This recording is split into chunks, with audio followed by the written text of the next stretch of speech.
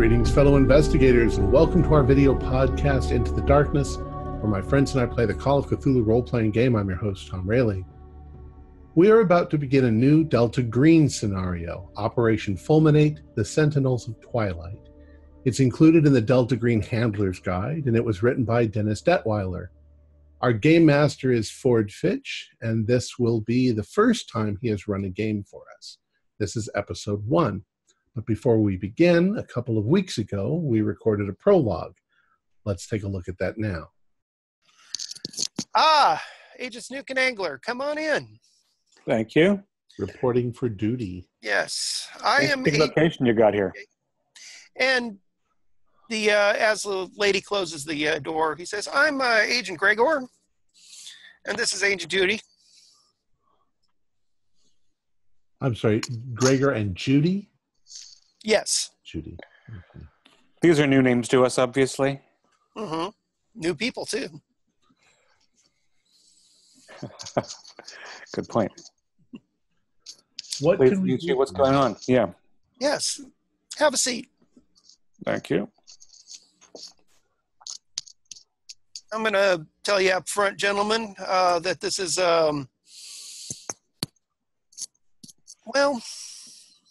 I'll just get to the point. You've been promoted. Huh.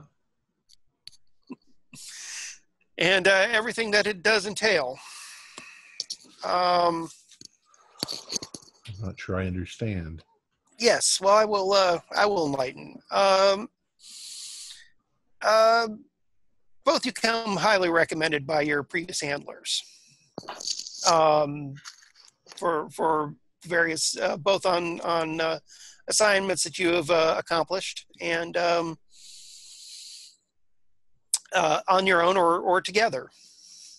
And, well, we've been looking for a couple people like you to help out with an initiative that is pretty much, I guess you could say, been kickstarted here recently.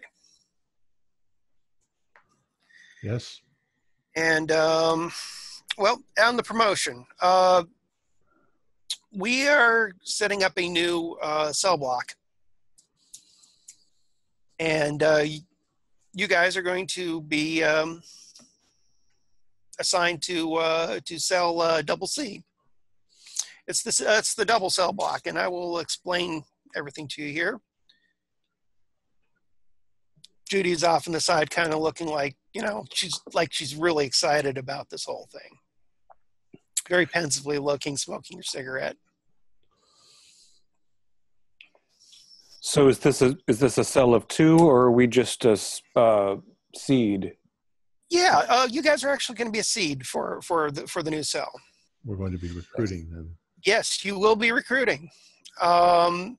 Here's the deal: we are in need of, as I said, we were in need of individuals such as yourself, somebody who, shall we say, is linguistically inclined, and someone who's had experience in, shall we say, more legal as well as enforcement matters. And your names came up, and with the recommendations from your handlers, we've decided to promote you. Check. As you're aware, for the most part, with how Delta Green works, we have a large pool of agents that we bring together for missions. But what you may or may not be aware of is that we also have a more established structure as well. This is the cell structure. It's based off the old spy cell structure. Mm-hmm. It's been kind of a staple of Delta Green since its inception in the 40s. Understood. And when Delta Green worked with the OSS. And recently, we've had some matters of resource management that need to be attended to. And let me go from the beginning and explain. As you're all aware, 2002, Delta Green had its major reorganization and reactivation after several decades of official inactivity. Mm-hmm. Understood. I believe that they refer to that as the major clusterfuck. Yes. That is a very nice way to put it. I would use more colorful language, but yes. Clusterfuck. And out of the clusterfuck, we've pretty much reorganized and reestablished everything in regards to Delta Green and how it functions.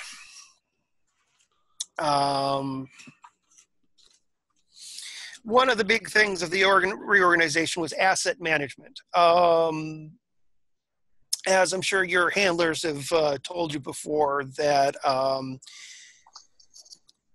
there was a time when Delta Green kind of was not official, shall we say? Yes. I think that's an understatement. Yes, you guys are aware of the Cowboys, yes? Mm-hmm. Yeah. Okay. The Cowboys, of course, are the extension of that unofficial operation. We'll get more to them later, but needless to say, the Cowboys left us with, well, a clusterfuck. We didn't realize how much of a clusterfuck that they left us over with here till recent years. Basically, at the beginning of 2002, one of the first initiatives was to come up with a management of our number one asset, which is the green box. And of course, what started off as a clusterfuck just blew up from there. Many, many years of going this way, that way, people not agreeing on what to do or how to do it, everybody having their own fucking way of handling shit. It was very ad hoc, very, very troublesome. But when we could, we put together ops teams and organizations ourselves were brought in on specific missions to deal with green boxes. Mm-hmm. Many of the green boxes we've been able to catalog and cover. However, there's the truth of the matter, gentlemen, is that we don't know how many there are out there. Mm-hmm. And I think, I don't know how the best way to put it is, but it's come to bite us in the ass hard on several occasions. Yeah, I've heard rumors from other agents about some of the agents disappearing into green boxes and never coming out again. Yeah, about that.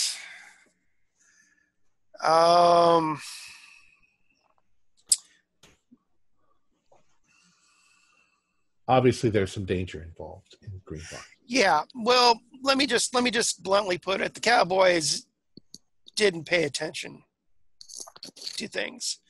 I mean, green boxes are a resource. I mean, green box's initial idea when they were first conceived of back in the 40s was to basically provide a something that primarily was there as a resource to agents in the field. Everything from bullets to whiskey to guns to food to a place to hide out in case of trouble. And that was the primary, and that's pretty much been the primary focus on green boxes. Well, somewhere along the way, some guy got a bright idea that, a green box could be used also as a storage for things found in the field. Mm-hmm. And I'd like to kick the ass of the asshole who figured that one out. That's sometime back in the 50s, maybe even back during World War II. I don't know. At this point, I don't fucking care. Anyway, shortly after 2002, the the double cell block was established, with AA being the first cell. And they were tasked to come up with a proper procedure on how to handle things. This has been an ongoing thing. And they are still doing it to this day, although recent events have changed a lot of people's attitudes and actually got people active and on a page. When was AA started? 2002? 2002 was AA was started, and with the intention of double B, C squared, D squared, etc. over time, it's being established. But yeah, over the years up till about 2017, it's been a very haphazard shit show. And AA has not gotten a lot of respect. AA has been kind of taken away, and we've had a lot of stuff, of course, that has been priority over something that a lot of people consider as paltry as resource management. I disagree, but that's just me. Well, it sounds like you're leading up to asking us to do something with the green boxes that are still out there. Absolutely. Let me just kind of, Judy, get those files for the gentleman. We had an incident here in 2017 that's pretty much got our steering committee on track and on focus on trying to actually do what AA has been trying to accomplish all these years. We've got a file on an incident that happened in January of 2017 here. You guys are welcome to look at it at your leisure. I'm not going to go into the full details, but I'll give you the cliff notes here. One of the green boxes that we had on file was the alarm was tripped on it.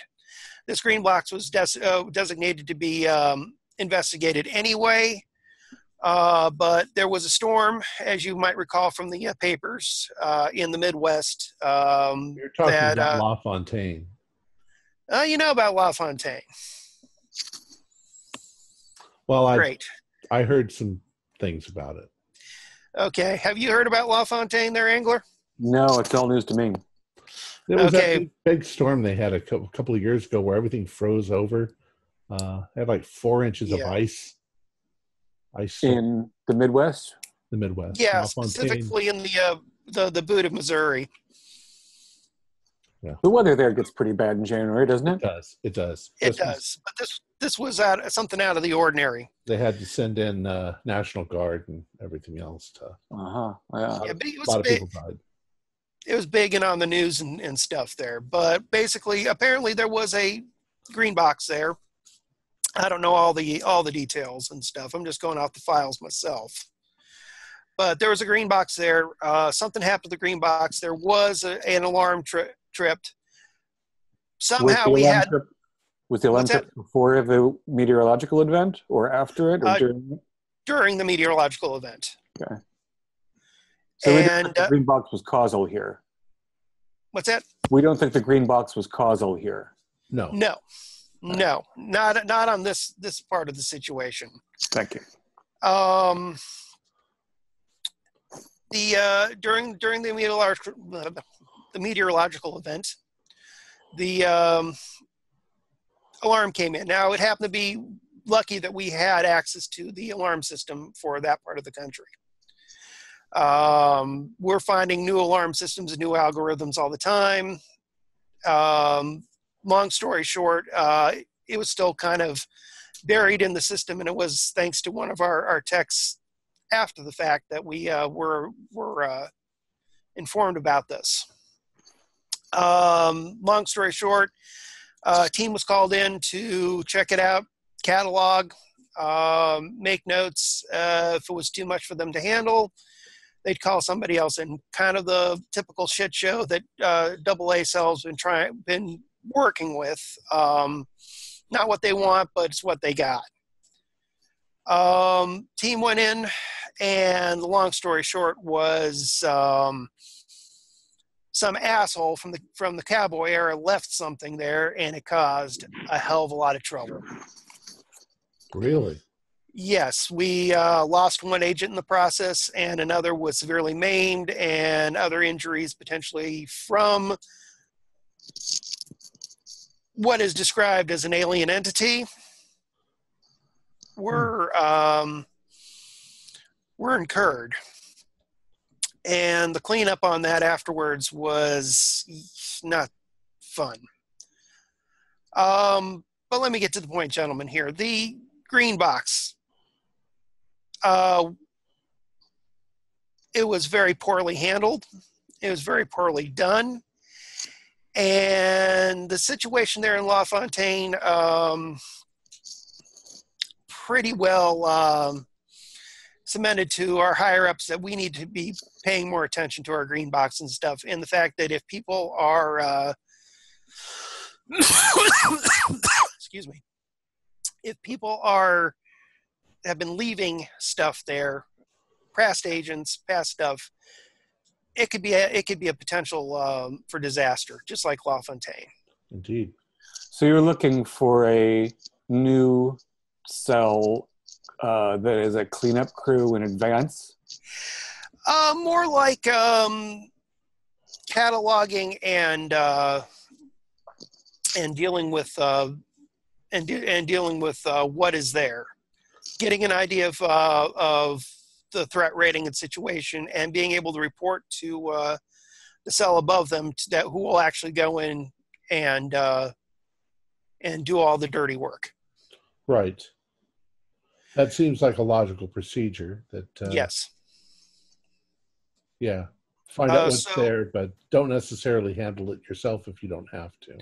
True, but in being flexible, you may be called in to handle these these situations on your own. The way we're setting things up, I don't anticipate that happening, but you know how it goes. Mm-hmm. Basically, you guys are going to be part of C squared, or double C cell. The cell above you is going to be B squared. D squared is going to be below you. You will have contact with the heads of B squared and D squared. B squared is going to be your guys that you're going to be communicating with in regards to actual dealing with the cataloging and with any particular threats.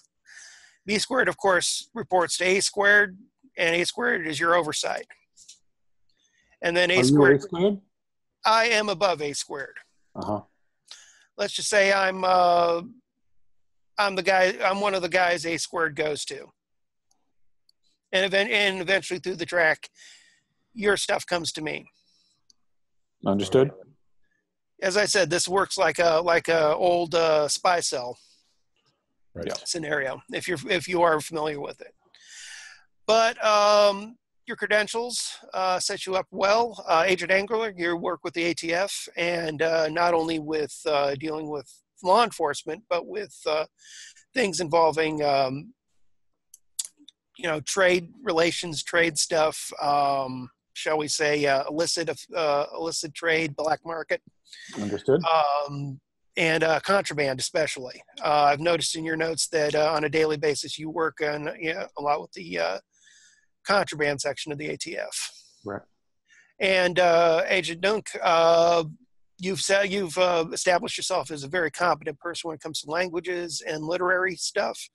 And given your record here, as you know, we've in the past used you for various things in regards to books and various literary related scenarios. So I figure myself and the steering committee, after reviewing you two, figured that you would be the perfect people to handle C squared. Understood. How many people are we looking to recruit as a main team? In those files that I gave you there about LaFontaine, which I highly recommend you look at, especially the efforts of the ops team there to deal with the cataloging and stuff. And then Judy over here goes, yeah, we're still dealing with that damn head. I look Yeah. at her and I'm like, head? Yeah, one of the artifacts there. Apparently the biological entity that somebody threw in a tin can in the green box and left it to rot, which it didn't, wasn't the only crazy thing that was in there. We found evidence. We have the head, which we still haven't figured out, which is some kind of art sculpture gone wild. If it's the best way I can put it. Huh. We've got to write up on it. We don't need to know this. The less we know, the better. But on a positive note, there was some information there that helped out one of our cell teams in an op in Chicago, and was very, very useful. And that's another thing for you guys are going to be looking for when you're locating green boxes and stuff, and getting a general scouting suss of what's there, is anything that could be potentially useful. Basically looking for things that are potentially useful, looking for things that are potentially dangerous. And also, one thing we want to do with green boxes is try and bring them back to their original use. In my personal experience with green boxes, when it comes to needed things and stuff, it's been a crapshoot. I mean, you go in looking for flashlights and power bars, you find tons of ammo. When you need ammo, you've got toilet paper. So they need a general reorganization. So exactly. And that's perhaps something. A standardization. Yeah, I wouldn't say necessarily standardization, but reorganization, making sure that they are safe and handling things safely. If there are things that have been stowed there, a general idea of what's there, so B-Cell can go in and catalog it and deal with it and contain it if necessary. And anything, you're going to have to be flexible on this, because you're going to be going into the unknown with these things. And we are, D-Squared's going to be coming in after you to basically restock, resupply, fix things up. But you guys are the ones going in and giving recommendations on how to handle the particular green box. Okay. And such. So this is a traveling show. Yes, this will be a traveling show. And if there are areas of the country that you're going in that deal with green boxes or other kinds of storage for Delta Green or resources for Delta Green, this will be your purveyance and stuff, and you can make recommendations where we need stuff, as well as cataloging what's there or following leads to where there may be green boxes. Because I'll tell you what, I have a stack of papers this high on my desk that, of course, you look at his desk, there's not much other than his general notes and stuff. I have a stack of papers this high on my desk on nothing but possible leads of where there might be. I mean, it might be green boxes. We're talking years of work here. It'll be a challenge to see if we can locate them. Yes, and that's going to be part of your duties, especially in your off time when you can work around your day jobs, is taking what information we can get to you and figure out where there might be green boxes. Is this a situation where we might be recruiting locals when we go to a particular area, or are we going to have a team that's moving? That would be a recommendation to, more than anything else, actual recruitment will probably be under the auspices of D-Squared. When they're setting up, they'll set up the recruitment, they'll set up friendlies to keep an eye on things. If there's no kind of alarm system or access system to the green box, they'll set that up too. Hopefully something better than squawk boxes.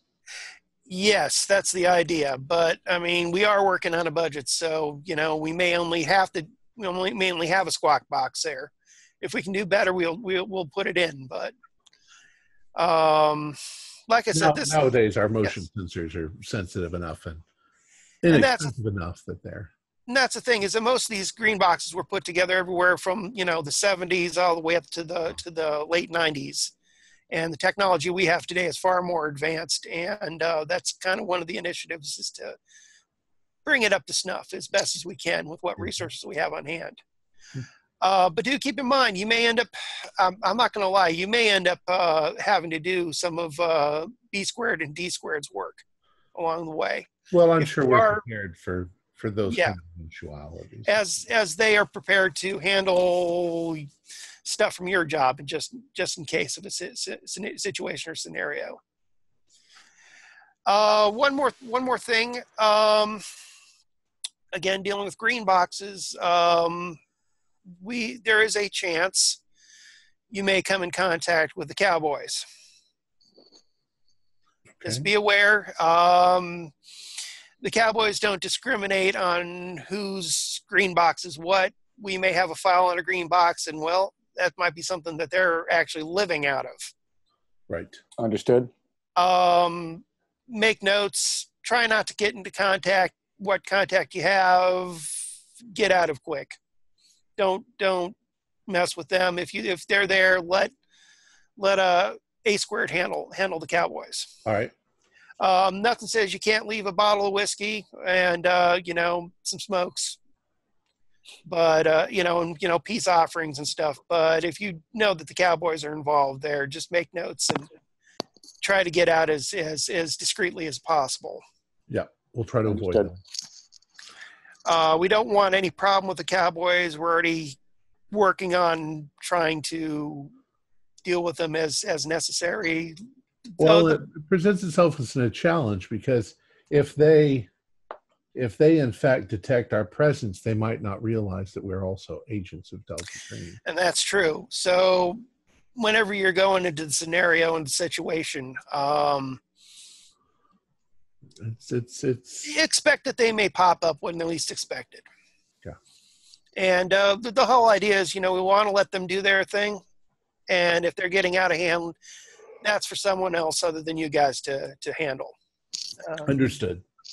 More of my superiors and such. Very good. Let's see. One other thing, you are still agents of Delta Green, so there is also a chance along the way you may be roped into other assignments other than your primary situation. You may be called in on an ops team and stuff that will be people that are not part of your cell. So be prepared. I mean, it's like, yes, you're primarily going to now be working with regular heads and regular familiar faces, or what will be, but there may be times when you and your other members will be working as necessary. It sounds like we're going to be fairly busy. That's an understatement there. Well, I understand. Agent Angler, I do not. Of course, Agent Angler and I have known each other. I mean, we've known each other from previous missions. We don't really know each other, but I think that it may be discretionary to cut off all bonds with personal bonds, if that's possible for you. It's certainly possible for me. Yeah, I travel pretty light. I'm currently in a relationship, but I can end that. I'd recommend holding off a bit before totally severing everything, but be prepared. Well, I just don't know that I can maintain a relationship while I'm busy, as it were. I would personally recommend that you see how things go and see how you can moderate it, because that's the best way I can put it. Drastic changes right away may be noticed. Well, I understand. What's the time frame we're looking like for organizing a team? Yeah, You all have a, let's see here. Okay, takes out his notes, looks at stuff there. Yeah, you have about 2 months. We have candidates in your files there, about 20 people. Each of you have a copy of the candidates. You can go through them. Anybody who looks like they're potential, you can send information via the regular channels to us, and we'll set up meetings between you and those candidates. All right. Very good. We can test their listed skills. Yeah. I leave it to your guys' discretion. Also, and while he's saying this, Judy's kind of giving a look, very, very, God, we got to do this sort of thing. Do keep in mind that your jobs primarily, when you're working on your focus, are going to be observational nature. I would personally recommend not picking out too many people that are of the slash and burn you attitude. Want discretion. I understand. You want discretion and observation, and which is one of the reasons why we got you, Agent Nuke, is because we want more of a intellectual approach on this, as opposed to a end it sort of thing, as it were. There's a time to end things, but there's also a time to understand what's there, and you are part of understanding what is there. All right. Cool. Well, that's GM saying cool. He doesn't say. Oh. He doesn't say go. He nods and says, okay. By the way, and about this time when he says, by the way, the door opens, and younger guy with blonde hair, goatee, kind of wearing real kind of casual clothes, looks over to Judy and says, ma'am, something's come up. We need you. And she nods and says, excuse me, to you all, and heads out. All right. Gentlemen, do you have any further questions or inquiries? Probably anything I have is going to be somewhere in one of these folders. Okay. Right. And well, I guess my initial question is, where will we be setting up operations? All right. Where would you like us to start? And this is a very nice little office, by the way. Thank you. We happen to just need it for the time being, so it suited our needs.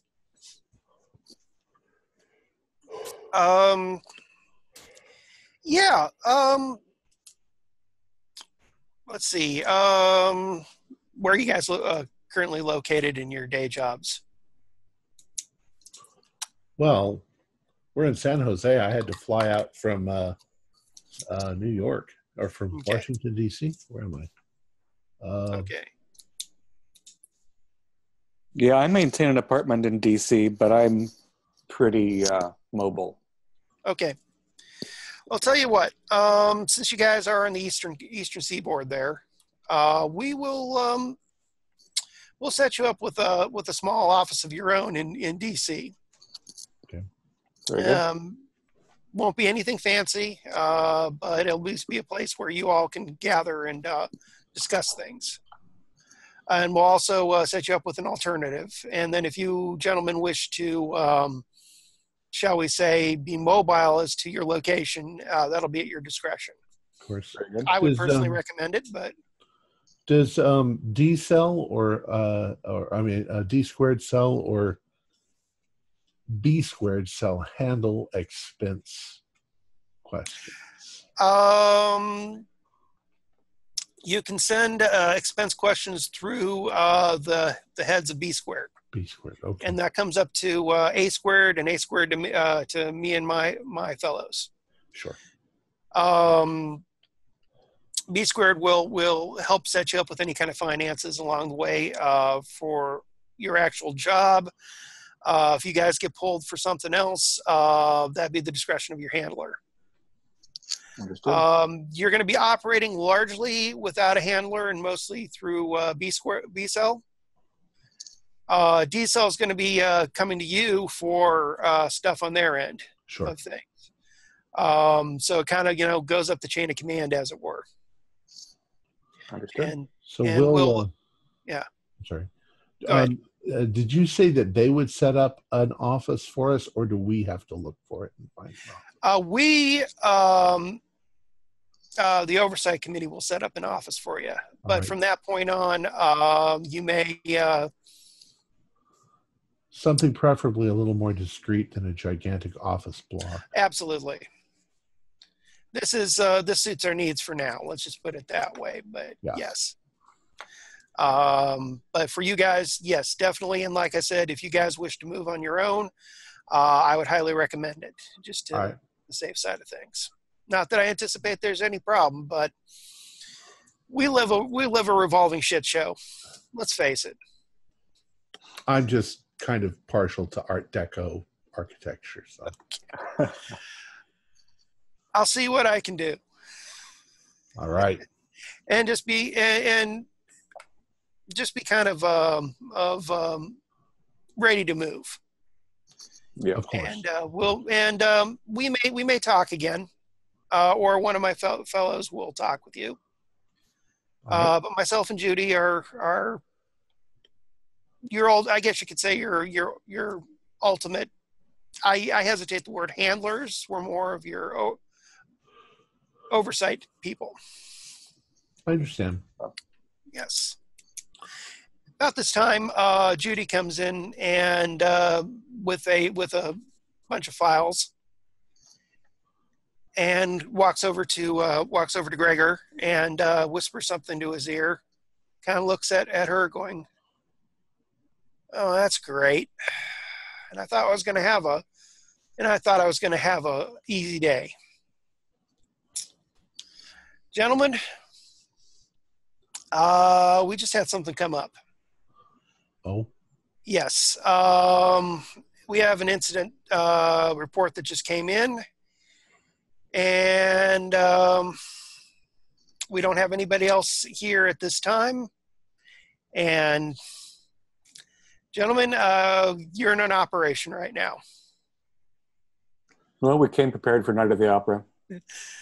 Well, it's going to be quite a night here. This might actually be advantageous. We might be able to get some of your closer people on your list to come join you on this. Right. Might be a way to vet them out, see if they're worthy of working with you on a long-term basis. All right. All right, gentlemen. In about 2 hours, you're going to be visiting with Agent Kirk. Agent Kirk is going to be your handler, and he is going to go over this new mission. And we have a location where we're supposed to meet him? Yes, absolutely. You guys are going to be going to Yosemite National Park. We have a report of a missing child that's been found. That should be a good thing. Yes, well, Kirk will fill you in on what's going on. Is that where we're meeting Kirk, or? No, you're going to be meeting Kirk out in the out there. I see. I was going to say it's going to take us a while to get to Yosemite from here. Yeah, and it's going to take a while to bring in the closest people on your list. All right. So we'll in the meantime, I would highly recommend going out, get yourself some food, go down the street. There's an outdoor shop. Get yourself some outdoor clothing while you're out there. Yosemite. Yes, of course. Yeah, and be prepared for going out into the wilderness. Okay. Well, gentlemen, Operation Fulminate is going to be in effect. 2 hours, come back, meet with your handler, Agent Kirk, and the others should be here. Excellent. Very good, Agent Gregor. Thank you. Okay, having seen that, let's begin our journey into the darkness. Ford? All right, guys. Through various means and ways and whatnot, you get a message coming in. The message you either look for or dread. You get a message saying that you're welcome to a night at the opera. You're invited to a night at the opera. Come to a night at the opera. Also on top of this is the caveat of the opera's a night of the opera at Red Rocks, which going through your little cheat sheet manual and stuff, either in your brain or otherwise, denotes that you're going to be going into an action that is going to require you to go out into the woods or camping or on an extended stay outside of civilization. And it's generally a good idea to plan accordingly for that. Also, for whatever reason or another, with the exception of Agent Cash, who gets the notice a little bit earlier, you are in and around the San Francisco Bay Area. For one reason or another, I'll let you guys come up with an excuse for that. When you get this message, and you're given an address to what turns out to be a office block in Silicon Valley. The date is Saturday, July 7th, 2018. And leave it up to you how you're going to get there. Okay.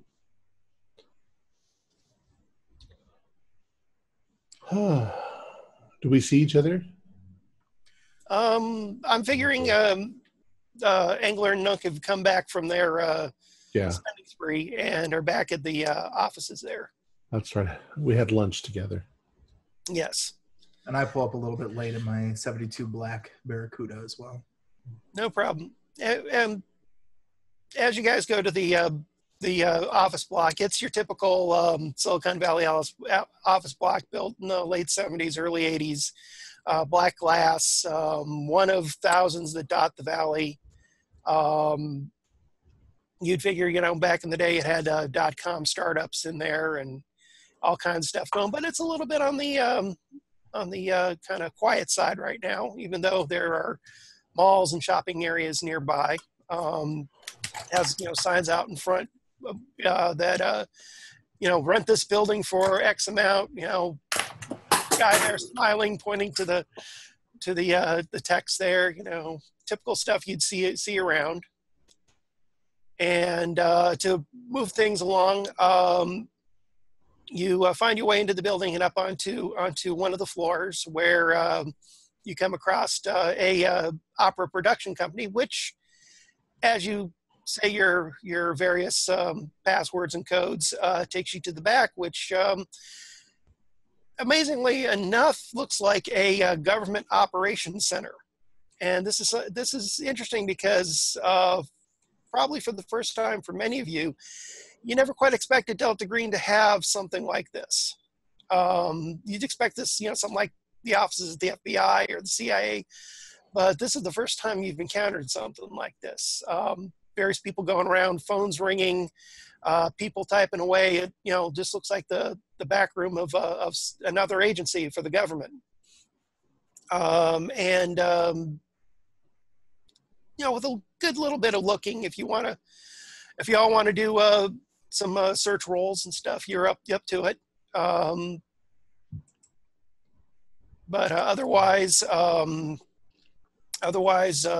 kind of get the sense that though it looks somewhat, like a permanent setup, that it could easily be broken down and taken away if necessity permitted.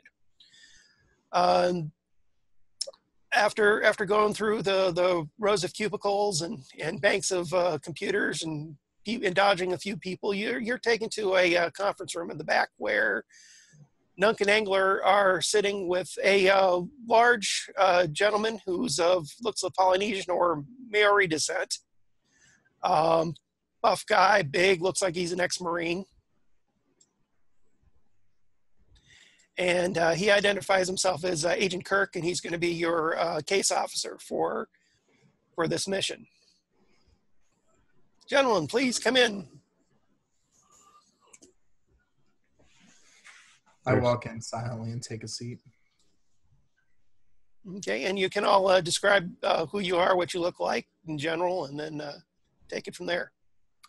Name's Agent Cash. He's a pretty imposing dude. He's about 6'2", 350 pounds, a little bit over, in his 60s, somewhere in that range. Has a classic look. Looks impeccable except for his pocket square, which he seems to mess with a whole lot. It's a medical man, huh? Always good to have a medical man along. It is. It's your lucky day. How about you, cowboy? Howdy. My name is Marshall. I walk in. You see, he stands about 6'5", 245, bright red hair, beard, sunglasses on. Walks in carrying a duffel bag on his side. Walks over to the nearest wall, puts his cowboy boot up against the wall, and leans with his back against the wall, just looking around constantly. He flips his cowboy hat up and just nods his head at everybody. Well, Angler, we got another one of those, huh? Ma'am, I'm sorry. I should have let you go first. Yes, I'm Agent Hartz. She's looks to be in her late 30s. She's kind of dressed in like a comfortable blazer and some dress pants. What's your specialty? Yeah. Antiques and history. Oh, that's always helpful. My name is. You can call me Agent Nunk. I'm a linguist. I'm actually a hyper polyglot. I'm fluent in Greek and Latin, most of the Romance languages, Germanic languages. Other than that, I'm completely unremarkable, average-looking, plain. I choose to blend into the background rather than stand out in a crowd. And this gentleman over here is Agent Angler, and as far as I'm concerned, he's the one in charge of us. You want to say? It's nice of you to think of it that way. And I'm late 30s, brown hair, clean shaven, pretty nondescript also, trim, tidy. So is this the entire roster? Looks like it. Agent Kurt, what do we need to know? Do you want us to brief them? As I said, I'm Agent Kirk. I'm going to be your case officer for Operation Fulminate, which was just enacted. Gentlemen and ma'am, we have an interesting situation going on here.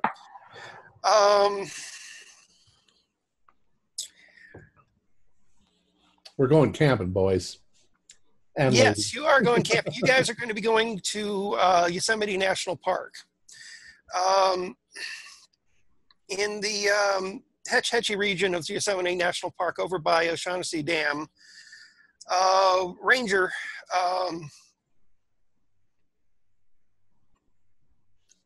recovered a 6-year-old child by the name of Brandon McGill.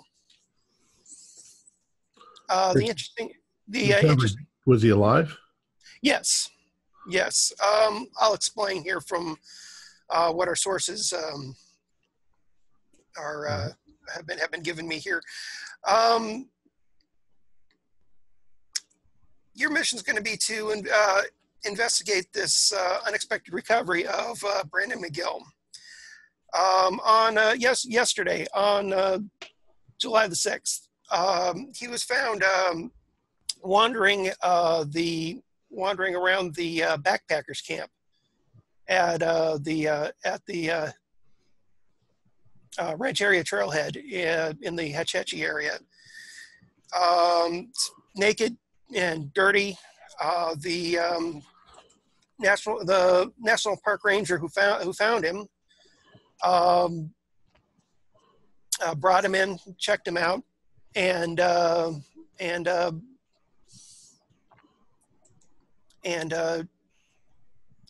a look into him along the way and found some interesting stuff. And this is why we're involved here. As I said, yes. Did he like wander away from his family on the 4th of July? That's what the national park. That's what the ranger thought at first. Let me get into that here. As I said, the child identified himself as Brandon McGill from Topeka, Kansas, and in the process, he asked to call his parents, and that occurred. The head ranger at the Rancheria Trailhead Trail Station began processing the child after they got him settled and cleaned up and looked over, and some interesting things came up. Apparently, Brandon disappeared from the area back in 1980. What? Yes. They sent his picture and fingerprints and information to the FBI, bypassing the local law enforcement and stuff. And the FBI cross-referenced it with their records, and it showed that Brandon McGill disappeared in 1980, and by all accounts, he should be 40 years old, but he's 6 years old in appearance.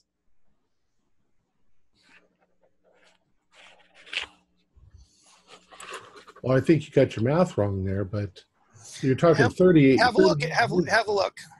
And he hands you out the original a packet, each of you a packet that has the original FBI records, along with a picture of Brandon, and then more recent FBI report that shows a recent picture that definitely looks like him at 6 years old.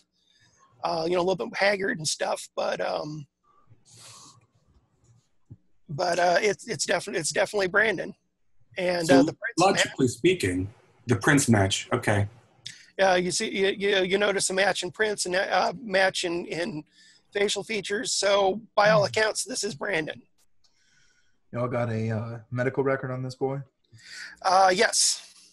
But the medical records are from 1980 and back.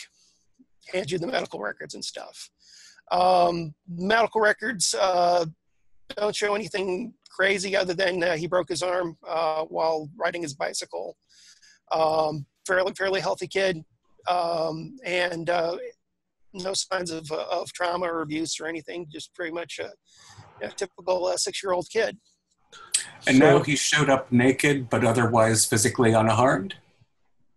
Well, he was in shock. He was dirty, and from what the account that the park ranger said, he was dirty. He was he looked dehydrated? like he'd been lost, a little bit dehydrated, but otherwise nothing out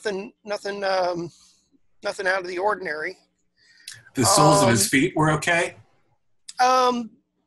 I don't have any information of any kind of medical stuff there. It's been kind of hazy with that. Any other information on his parents? How did they react? Well, here's the deal. Somewhere along the way, while he was being processed, he made a phone call to his parents in Topeka. The number was still the same after all these years, and apparently there was kind of a what you would expect, a crazy sort of interaction between him and then the park ranger and the parents. And apparently the parents are, from the accounts we got from the FBI, are on their way to go see him. But you want us to see him first? Essentially, yes. Parents are over 60, yeah. And appear to be over 60. Yeah, that have to be. Yes, they are over 60. I don't have any accounts on the parents right now. I'm having Agent Sparky look into that, and we'll try and get you some more information on that. Sparky's our hacker guru here that we keep locally.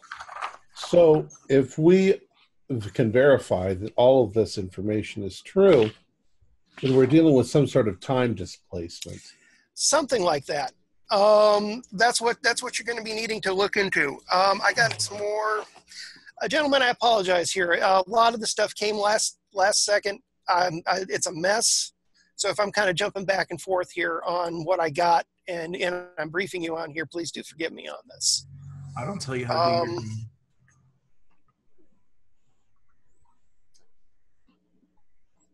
He's definitely smoking a cigar in this establishment, by the way.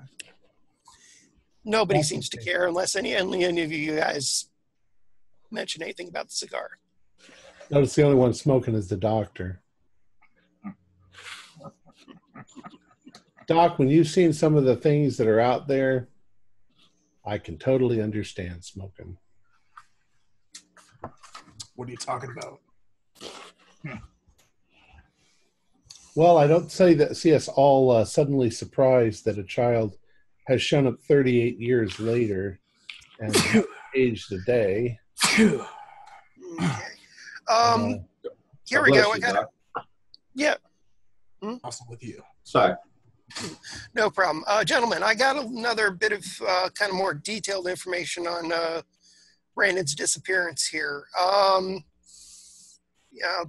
Kind of an addendum to the FBI record. It's interesting. If you look into this record, it's kind of sketchy.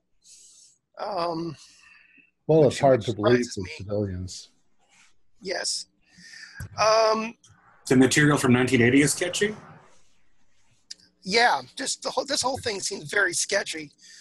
Like, I don't know, gentlemen, this seems like, now that I'm looking at it, and I will share this with you here, it doesn't seem like it was a lot of attention was put onto Brandon's case here.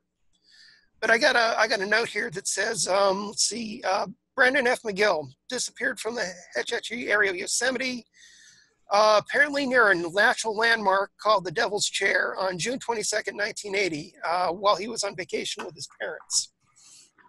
From what I gather here, from what Sparky gave me, the Devil's Chair is a popular site that people visit in the Hetch Hetchy area. It's near one of the big mountains. Which big mountain? It's one of the big kind of mountain hill rises in the area. I'll see if I can get you further. El Capitan or Half Dome? No, actually, gentlemen, the Hetch Hetchy area is far removed from all the popular. I guess you could say. I've never been there, so I. No, a lot of people haven't. It's kind of one of those hidden gems of Yosemite, right there. But then again, I haven't been there. I couldn't tell you much about it other than what little bits I've heard. A hidden gem that apparently spits out children after 40 years. Apparently. This report goes on to say that Brandon McGill's parents are Ian and Ann McGill. At the time, they were 27 and 37. Or wait, 27, 26. Got to change that printer. Claimed that the child was right near them when he vanished. At the time of when they vanished was 4:30 p.m. Apparently, it states in subtext here that they claimed that the child was there 1 minute, gone the next. Apparently, they were around a patch of huckleberries near the Devil's Chair when this occurred. I don't know why they put something about huckleberries here. It's what I don't know. Be your huckleberry. Yeah, something like that. Oh gosh. Are huckleberries real? Yes, very real actually. They're kind of like blue, like raspberries and blackberries, same family. But a tree instead of a smaller plant. Yeah. And the McGill family, were there other children? No other children. And they were just the three of them. Right. So there wasn't any criminal investigation into how these people went into the national park, lost their child. There was a short investigation by the FBI and local police.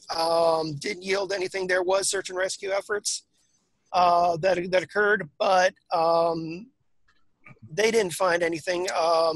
Dogs couldn't find the scent or the trail. Apparently, according to the records here, they spent at least 3 days looking for the child. And, are there any newspaper clippings of this event? There might be, but I don't have any in this dossier. We'll have to look those up. We're in San Jose, right? Or San Francisco? Yes. San Jose. You're outside of San Jose right now. Okay. GM Yes, we can look them up at the library before we're heading out. Is the Miguel family U.S. nationals, or are they? Yes, they're United States citizens. They live in Topeka, Kansas. Been still living there even after the situation with the loss of their child. You said Ed and Ann? Ian and Ann. Ian and Ann. Yes, Ian and Ann. Do we have a description of what the child was wearing when he vanished? Yeah, he's just wearing a Star Wars T-shirt, and blue jeans, tennis shoes. Had a ball cap. But he showed up naked. Guess he's not a Star Wars fan anymore. I mean, if this was the X-Files, I would say alien abduction. But we all know that's all a bunch of nonsense. Alien abduction, cryogenic freezing, time dilation. Well, I was thinking about the cryogenic possibility of but why the clothes gone? I mean, they could have just frozen with his clothes on. Truthfully, we don't know what's going on here. Basically, the gist of this is we got a kid that disappeared in 1980 and is back and hasn't aged a day. And he has no memory of the interim between when he was with his parents and when he showed up naked? I can't tell you that. That's something you guys are going to have to find out. The other possibility might be a clone. We got to find out. Hey. If there's some way to genetically, I don't know if there's any kind of genetic records from the 1980s. Honestly, I couldn't tell you one way or another on this whole thing. I just got these scant results. To let you know, we have our agent, Agent Delilah. She's within the FBI, the local San Francisco FBI. She's been keeping the FBI at bay from going out there to recover Brandon. So that gives you a small window of opportunity to go out there and investigate the situation, look into Brandon, and determine what's going on. Well, are we going to? Well, we can't really fly out there. We can drive there in about 4 hours. You're going to have to drive out there. We've got problems out there with a lot of wildfires. A lot of stuff's going on. They still have the area open right now, but it's a really touchy situation. They're limiting flights. They're limiting stuff there. You think we could get like a government-esque transport of some sort? We have 2 transports in the parking lot, in the parking garage, ready for you there. People can ride with me too if they want. Both 4-wheel drive SUVs and with government tags and plates and stuff. We saw you drive up, Agent Cash. Not exactly sure that you want to take your car out there. Why not? Because I would not read the advise license plate and identify you. Well, that's cute. Besides, if there's wildfires and they're gonna turn away regular cars, yours is a regular car. So here's the situation, agents. You have a child that has appeared after being gone for a number of years. You have his parents that are apparently on the way to pick him up. And you also have the FBI going in to look into the situation. You have a small window of opportunity to investigate this. Your directives on this are to locate the child, identify him as Brandon McGill, determine whether there is a unnatural threat in the area, or if Brandon McGill's tied in with an unnatural threat. If the unnatural threat is hostile or otherwise detrimental, remove it and make it the outcome to appear mundane. I'm also going to caution you that the area you're going to, while remote, has a lot of people involved. The Hetch Hetchy Reservoir out there is part of San Francisco Utilities. You're going to have utility people out there, anywhere from 8 to 20 utility people there at any one time. You got the National Park Rangers. You also have from what I'm seeing from what Sparky got me, you also have a couple fire crews out there who are staying in some of the cabins in the area to while they're working on situations and stuff. Not to mention, out there? We got any friendlies out there? Unfortunately, not.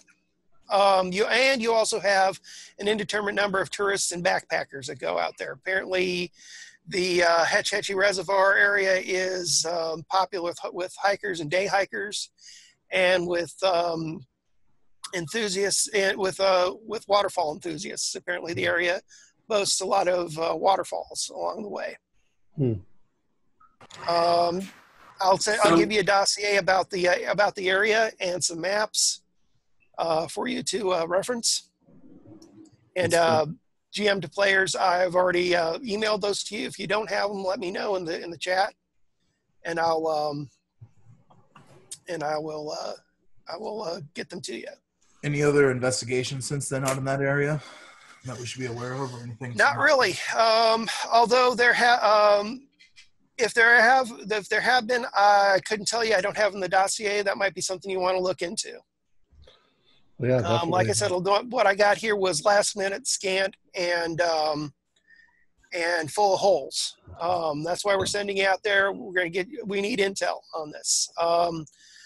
You'll be able to contact Agent Sparky and myself via encrypted internet. If you have any questions or anything you need, we can provide some limited backup to you, or help you try and find stuff. But otherwise, you guys are on your own. Do we have any covers? That's the next thing.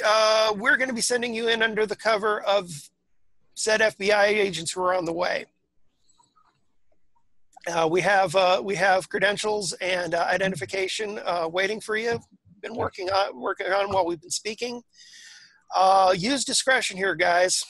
You're going to be in a populated area, a lot of witnesses. Keep discreet. And I probably shouldn't have to tell you this, but I'm going to tell you this anyway because we've had some trouble. Try and not use force unless necessary. Here, we want to keep this under the wire as much as possible, even more so than usual. We'll probably find some way of covering your tracks afterwards, but you're on your own for the most part. All right. So just to clarify, no established green boxes or anything like that in the area? No. It's the middle of nowhere. And do we know at what hour Brandon contacted his family? Yeah. Brandon was found at 6 o'clock in the evening, and he contacted his family about 8 California time. So that would be 10 o'clock Central Time for his folks. And how long is it going to take to drive from Topeka? Apparently, I don't know if I don't know how the McGills are getting there. They could be driving, they could be flying, they could be doing both. We don't have any asset that can find the McGills. We're trying to look. I got Sparky on it. He hasn't come up with anything. Most likely they're on an airplane to San Francisco and they'll drive from there, but we got to get there first. It's possible they could also be taking a hopper to the Yosemite airport, but that's with the wildfire situation, they may not be able to use that option. You might get lucky and gain a little bit of time with them being forced to drive, but that's not a guarantee. If they bought a ticket on a airplane, Sparky should be able to flag that down almost immediately. You could detain them at the airport. That's what we're trying to get. And if we find out further information on that, we'll send it to you. This is already a major problem. The major problem is the fact that I don't see any way that the media isn't already becoming aware of this. Well, you're in luck because with all the kind of chaos going on with the fires and things going back and forth and stuff, the word hasn't really gotten out. And the national park service has kept Brandon's finding quiet. The Rangers there haven't been talking, and apparently they've been contacting with the FBI. The FBI advised them to keep a lid on it, and they have been doing that. But as you say, all it takes is a little bit of time, and something might happen. My concern is more for the parents. I'm sure the parents have told their relatives, and their relatives have all gotten excited, and they bought an airplane ticket. They're flying out. That could be the potential there. So we've got a window of time before that hits us all. Mm-hmm. All right. Well, I come packing light. I was aware that it was going to be camping, so I've got a duffel. That's all. As do I. If it's, I don't know if we're going to be able to find a fucking cabin. Probably going to sleep in fucking tents. I hate fucking tents. But, well, this might be a quick in and out. This might be something else. I can't guarantee you anything one way or another. All right. Time is of the essence, and we're doing everything we can to give as much time in addition as possible, but there's no guarantees. You know how it goes. People slip under the wire. People sneak around, desperate people, and people with intent will find ways around. Plus, the FBI, as soon as they get their shit together, is going to be out there as soon as possible. That's if it wasn't for the fact that we got them tied up with jurisdictional matters in this, they would have been out there already. Excellent. All right, kids. Looks like we got to go find Yogi Bear. Let's get our badges. Let's get our IDs and go. All right. So we've got 2 vehicles downstairs. Yeah. Yes. Do we need 2 vehicles? We can all cram into 1 vehicle, can't we? I would say. They got you 2 vehicles. All right. All right. And Kirk ends by saying, gentlemen, here's further information, and here's the connective passwords to our cloud system.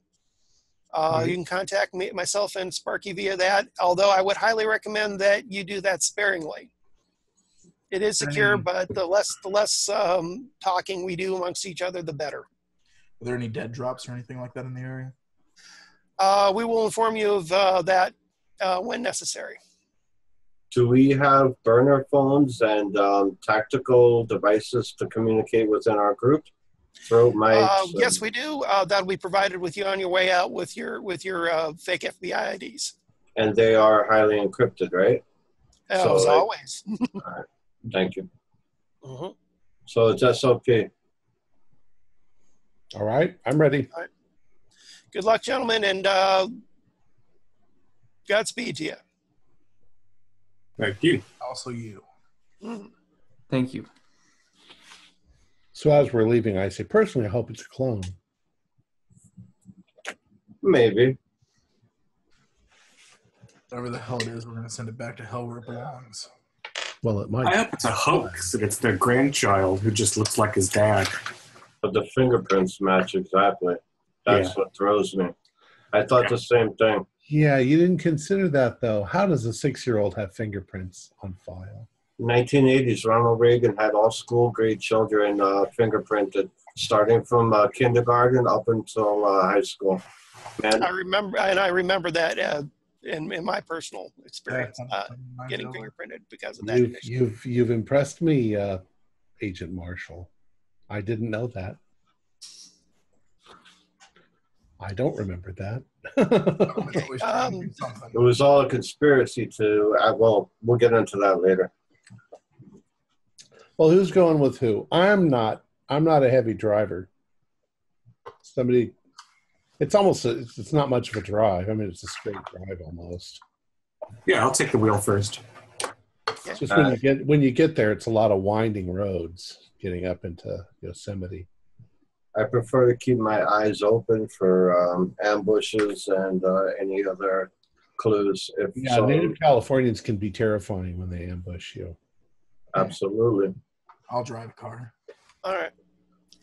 And we'll say for the sake, you got your two-way, that you get your stuff on the way out and your credentials and your two-way radios.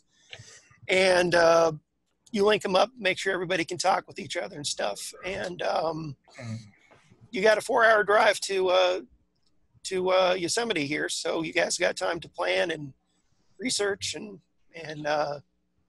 Well, look into things. So fire away, and we'll if you have any questions, on a in character or out of character basis, this is the time. I want to. Sorry, go ahead. No, I was just going to ask if we had been given access to a portable laptop. Well, portable, but I mean a laptop with a hotspot or something we could use on the way to look up stuff. They've probably given us all the equipment. Go ahead and roll. Roll percentiles on that. 79. No, they didn't. It's too easy to trace it back. So, Looking at. Go ahead. I say that we draw. Well, I'm not in charge. No. But we were trying to get some info on 1980s. Yes, on the event, the newspapers. Right. My only guess would be public library. I'm sure it would be. It wouldn't be paper anymore. It would be what they used to call microfiche. I don't know what it's on anymore. Right. Okay. Via your chat on your burner phone. Agent Sparky. I don't want to spend any more than 20 minutes though. No problem. Go. Agent Sparky, and along the way, he chats and says, "Hi, how's it going? You got any questions? Ask me." And I'm sure that probably be one of your questions there about the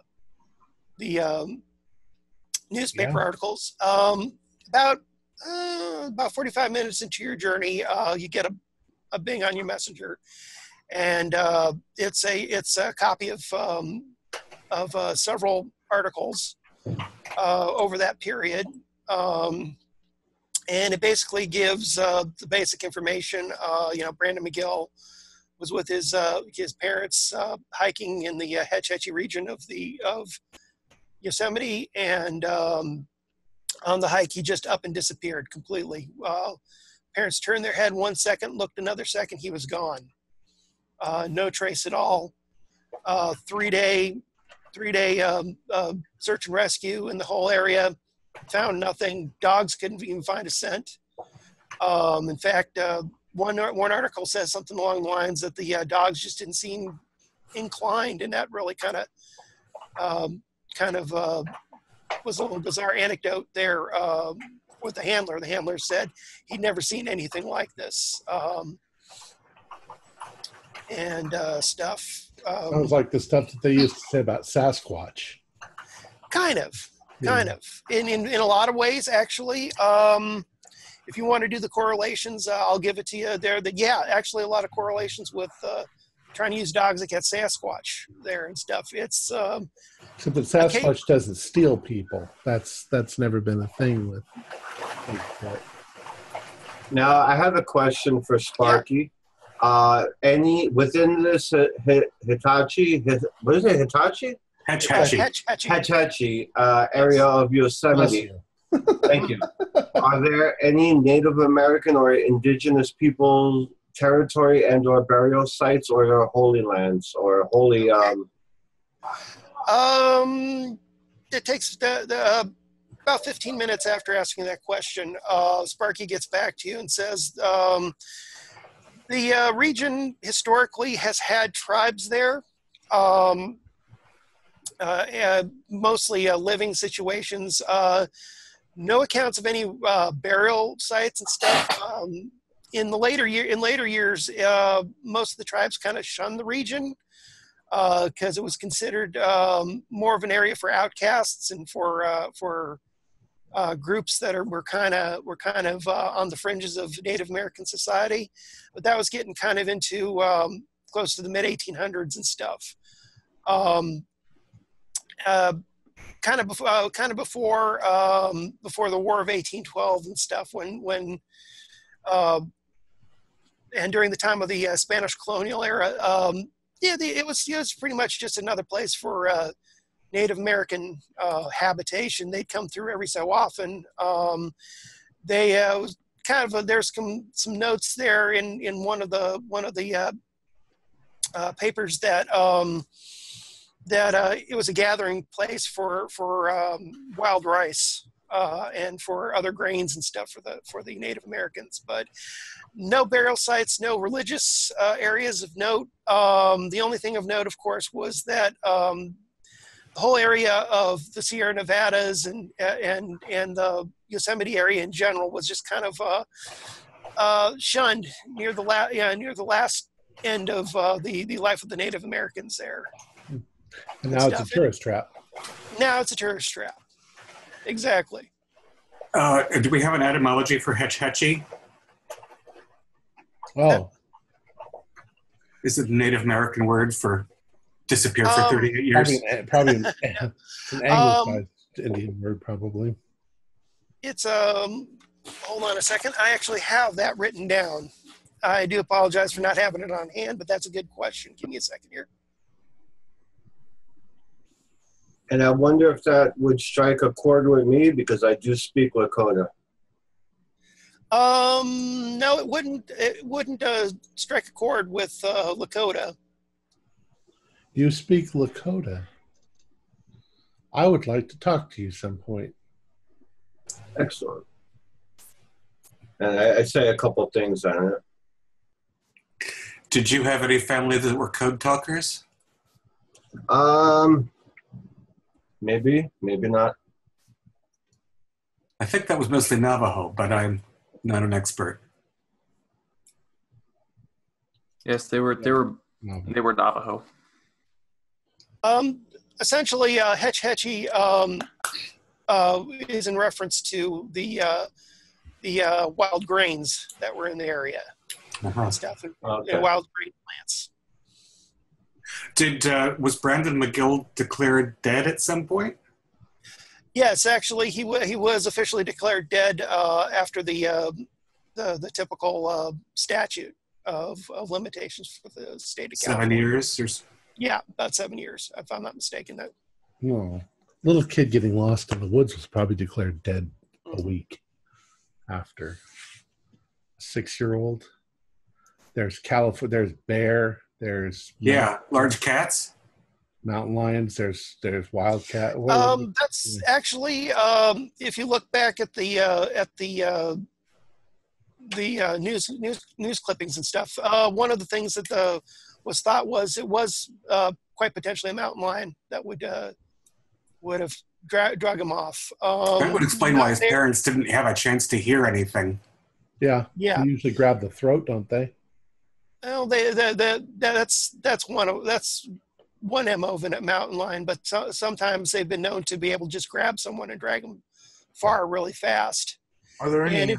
And in fact, there is one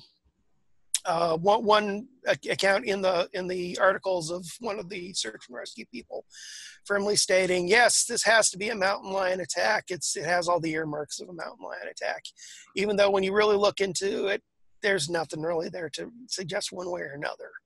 Yeah, and I think a dog would smell a wildcat. And that's true. A dog would smell a wildcat and be able to follow it. And a wildcat one that returned him pristine after 38 years. Yeah. Well, we're talking about what they thought that it was. It's also highly unlikely that a mountain lion would stay anywhere near walking trails. Mm-hmm. They stay away from people. I don't. Any registered, and I sent you a message for it. Are there any other registered 501c3s that might be of interest to me? What's that? Sorry. Are there any other 501c3s registered with those names? No. Here's a question I think that might be interesting. Mm-hmm. We're going out here to look for possible anomalies or incursions that might be a threat. Have there been other disappearances in the area? Because if I'm making this up, if there was some sort of a door, a wormhole, or something that the kid fell through and returned 38 years later, it would be there to get other people as well. But if nobody has this has never happened before, I'm not sure how much of a threat there actually is. If it's only affected one little boy in 38 years. Okay. So check the records to see if there's other people who've gone missing. Not just eaten by bears. Okay, so you're gonna, if you're not driving, Tom, is your character gonna go ahead and look on the internet for this? Do I have a way to look on the internet? Oh yeah, you got your smartphone on you. Well, not my smartphone. Or well, you've got a smartphone on you. All right, I'll look on the burner phone. Okay. Siri says. Looking around, I am going to send you, send everybody a link here. Now this is something you guys can look into, one of the rabbit holes to go down in your spare time. And also the Devil's Chair. Okay. We'll do the Devil's Chair and then we'll get back to Tom's right there. Devil's Chair. It's a small little feature that's kind of been popular at the Hetch Hetchy area for hikers and backpackers and tourists. It's a basaltic column that is between the area that by the O'Shaughnessy Dam, which is the major attraction for one of the major attractions for the reservoir. It's between the O'Shaughnessy Dam and Kalana Rock, just right off from the backpackers camp. And it's a basaltic column that's been broken to look like a chair. And it's got scrub brush around it and other features. Basically, it's a place where people frequently go to and have picnics and sit around and look at the scenery and the reservoir there. Look, everybody, he's taking apart his phone, right? His burner phone right now, taking a battery out if he can, okay. As it's shut down. He's like, look, I know we're all gung-ho to start researching shit online, but you never know who could be watching and tracking stuff. It's better if electronics are disabled until we absolutely need them and are in a permanent location to do it. Okay. Going back to Tom's thing there, as you're okay. Okay, so nobody got the maps? Not yet. No, I got the map. I got the maps. I didn't get the other. I thought you were sending us something else. Oh yeah, I sent you guys a link in the chat. Oh. Yeah, sorry. I don't see any. I don't see that you send it to somebody privately. Okay, I think I went to Dr. Bob privately here. Let me see about It sure did. I was like, I've got it. I don't know what your guys' problem is. Hold on a second. Let me send it again to everyone. Sorry about that. The man who's saying we shouldn't use technology is the one who gets the... Okay, it should have gone through now. There we go. Thank you. All right. Getting to Tom's question there. You found some things, some suggestions and stuff in various web pages, but you're directed to this one particular website here, and there's a lot to read here, and I'm not expecting you guys to look at it right now, but I encourage you all to have a look at it in between sessions here. The gist of it is that kind of gets into the whole situation of missing people. Apparently, there is a rash of missing people in national parks across the country. Quite a disturbing number of people have been gone missing. A lot of them have been kids. Now,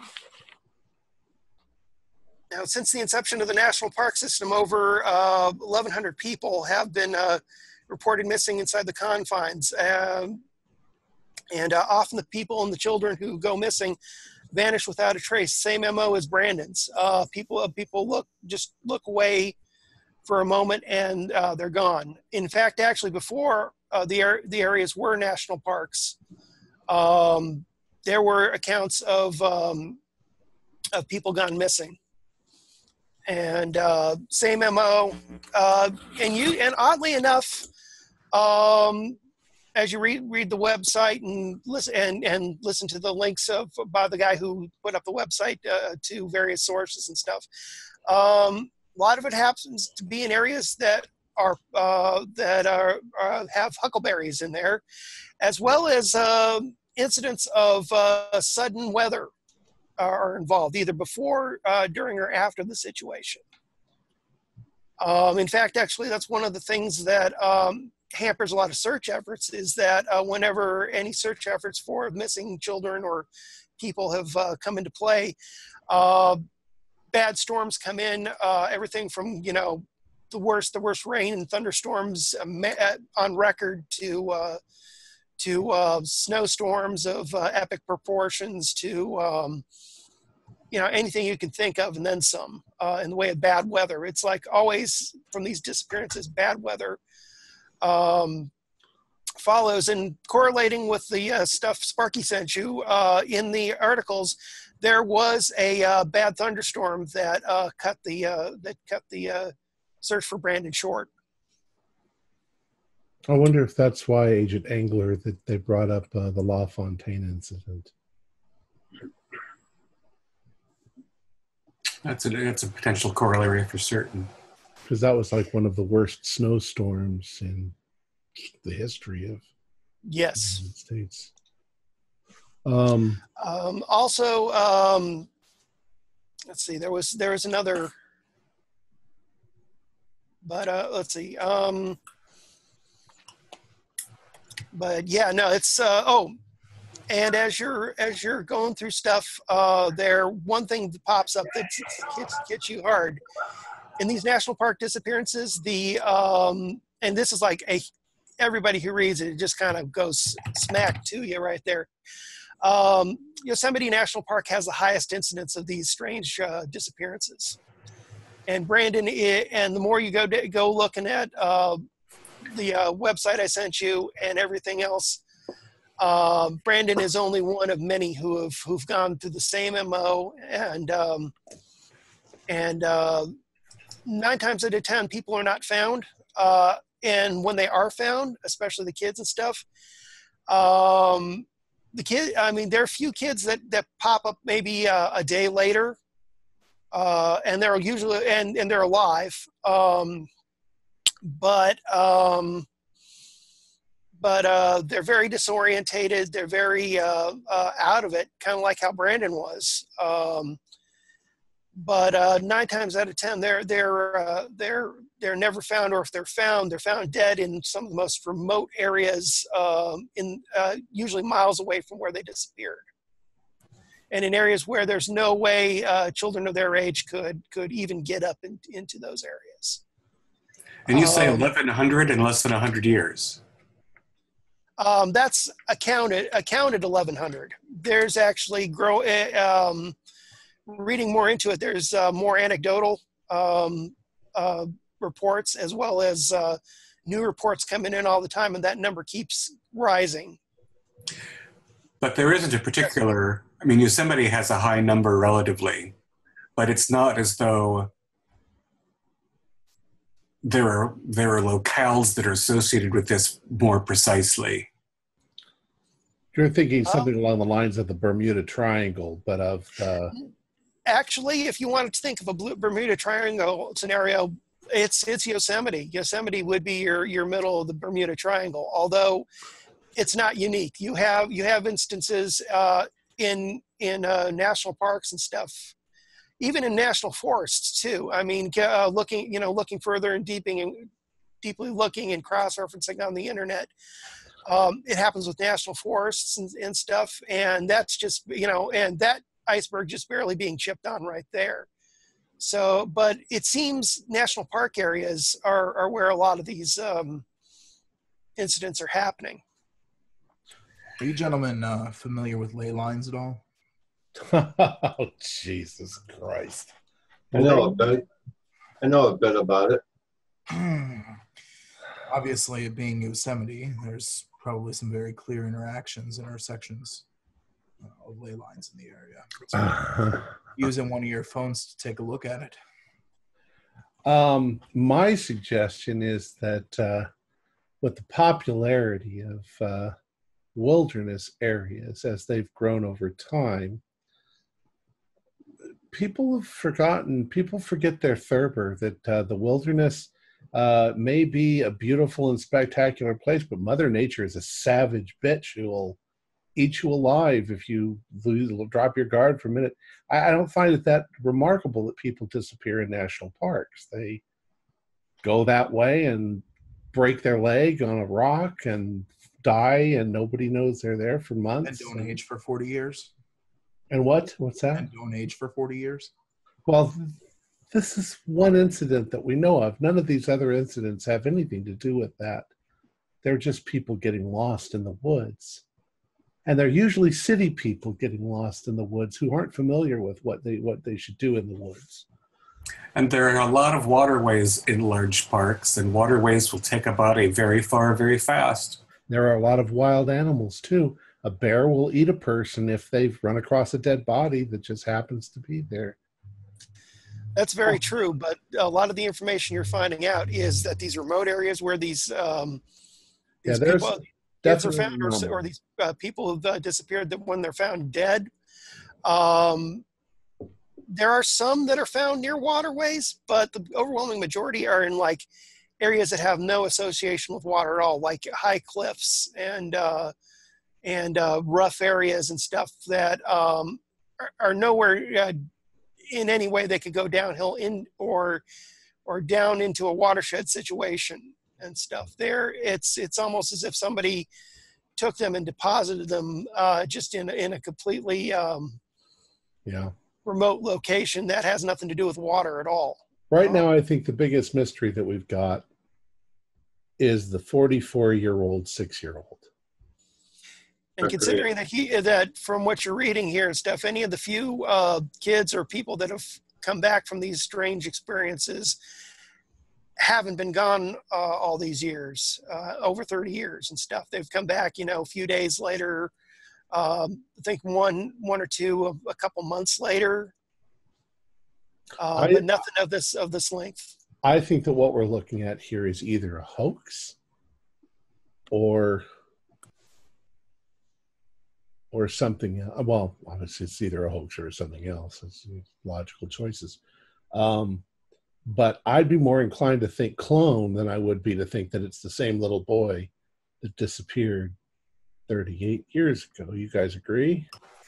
The problem with that logic is that a clone would remember his phone number.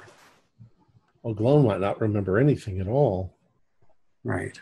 So if this kid remembers his parents and calls them. Oh, that's right. Yeah, I didn't think of that. Yeah. The biggest marker for me is that the fingerprints are identical. That is the peculiar thing. And if somebody figured out how to hoax identical fingerprints, we have a bigger problem altogether for national security. Yes, and fingerprints aren't tied to your genetics. They form in the womb, so a clone wouldn't necessarily have the same fingerprints either. You do also realize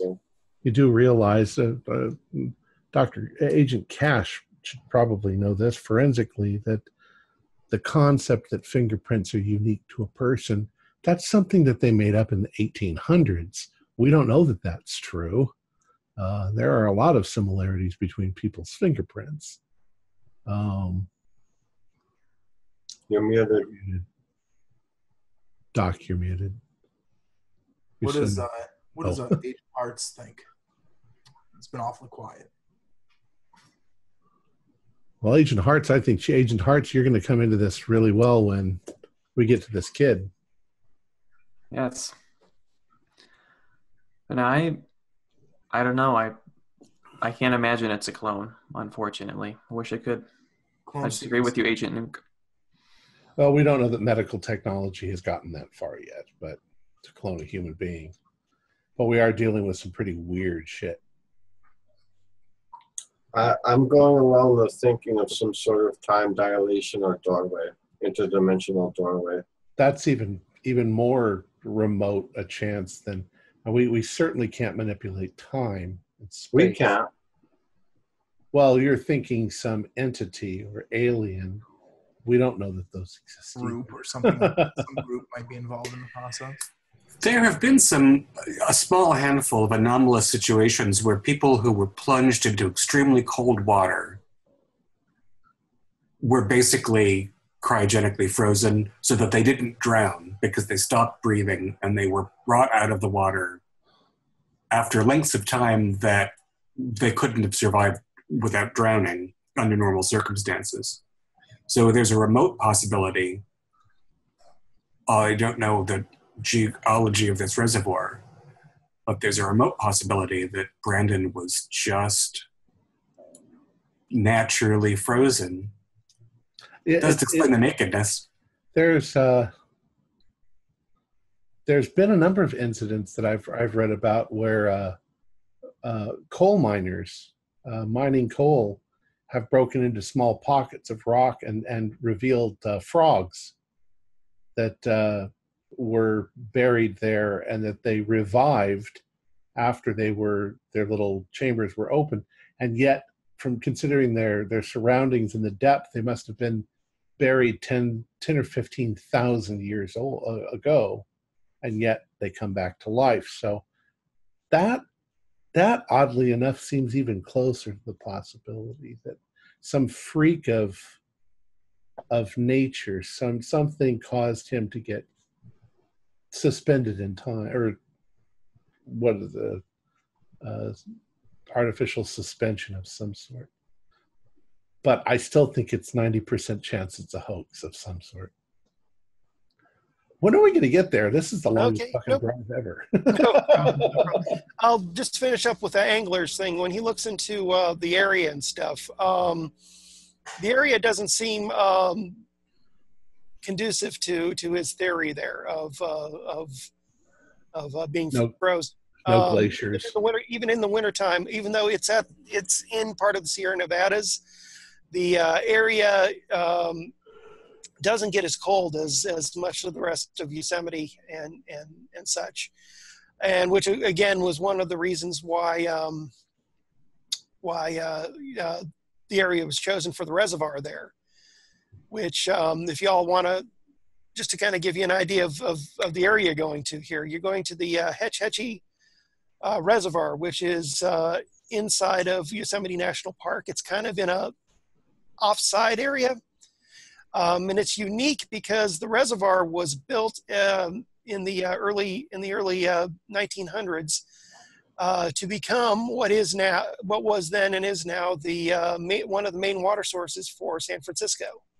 After the Great Fire, the city wanted to expand its water needs, and long story short, and you can look up on the internet for all the details on it, the reservoir was built in a special arrangement between the San Francisco utilities and the Park Service allowed for the Hetch Hetchy Valley to be flooded with the creation of the reservoir. At the reservoir, the big other than the natural waterfalls and rock features and such, the biggest attraction is the O'Shaughnessy Dam, which is the reservoir dam, and it's visited daily by people. For the most part, the area, people come in on day treks in the area. Pay a small fee to go park and see the dam and walk around the parts of the reservoir. But it also has an extensive backpacking trail on both the north and the south side, and that's the only way you can access that is with getting us highly sought after special permission passes. And people sometimes wait months or years to get these passes so they can go into the backcountry.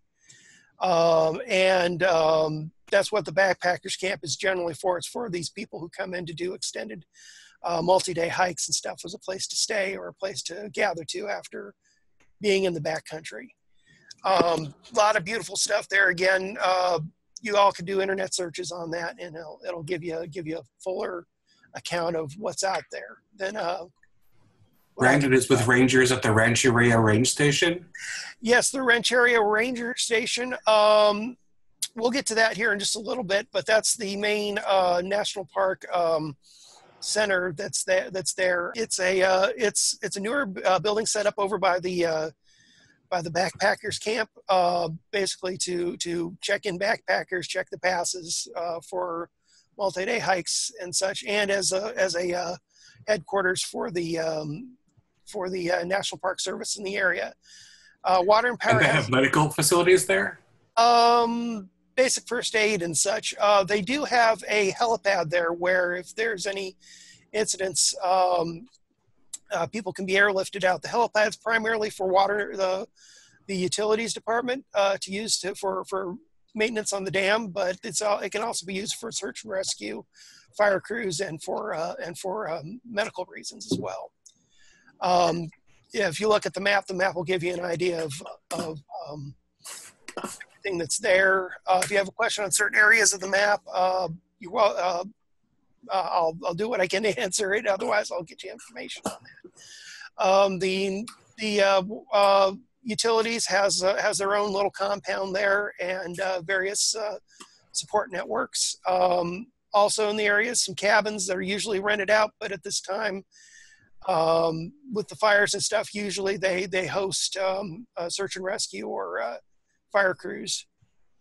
And with a little bit poking around, you see some pictures on the internet of some fire crews there by the cabins, thumbs up and smiling and stuff. And Brandon's at the ranger station. Yes, he's at the ranger station over by he was there overnight. Yes, he's been there and overnight. They found some clothing for him somewhere. Yeah, you would assume so. And how many rangers do we estimate have been in contact with this cryogenic miracle in the last 24 hours? Going over what Agent Kirk gave you, at least 2. Now that doesn't mean that others haven't had contact with the situation. So they've got rangers on overtime who were minding this kid because. Yeah. There is mention of the head ranger there, Douglas Kenna, who seems to be in charge of taking care of the situation. The ranger that found him was a Tamika Gallegos, and so it's pretty safe to assume that they both are involved. There's probably other rangers there, and given the situation, probably any number of people can be involved there. I mean, the whole place may even know about the whole thing. They may just have kept it under wraps. You're not sure yet. Yeah, and I wonder if what there are for overnight facilities in a place like that. Do they have a guest room for? The rangers would have, yeah. Cabin. Yeah, there's some guest rooms at the Trailhead Lodge. There's other rooming with the water and power and in the cabins and stuff if necessary. Those are mostly of the permanent overnight fixtures that are there.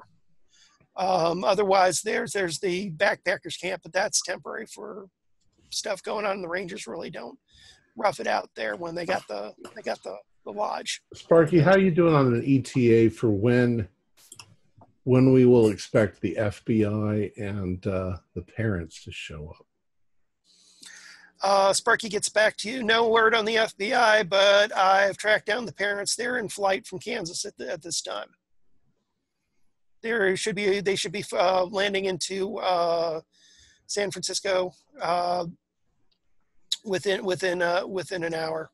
So we're going to need to run some interference in San Francisco, have them detained. That gives us 5 hours before they. Another hour or two can never hurt.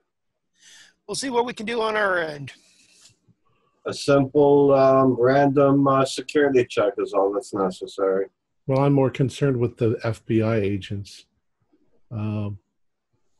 If you could divert them in some way, perhaps let one group know that another group is handling it, and let that group know that another group is handling it.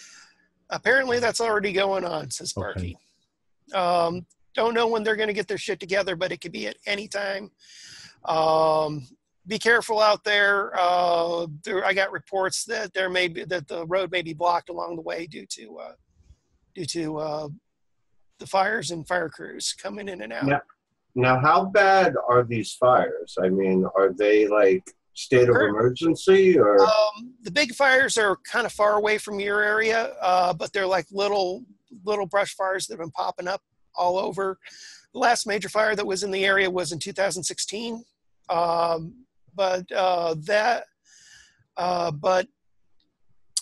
now, the fires are more like little pop-up brush fires from heat lightning and from odd thunderstorms that may come through. Generally, those have been contained, but if you want to do a little looking on the internet, there's some concern that something big might pop up again. They're not sure what's going to happen, but what I would like to look up is the weather for the month of his disappearance in Yosemite. The month of Brandon's disappearance, the weather was actually pretty good. No drought conditions. The only anomaly was the huge thunderstorm that happened 3 days after his disappearance. But it happened after his disappearance. Okay. Yes. I was wondering if some sort of energy fed into the disappearance somehow.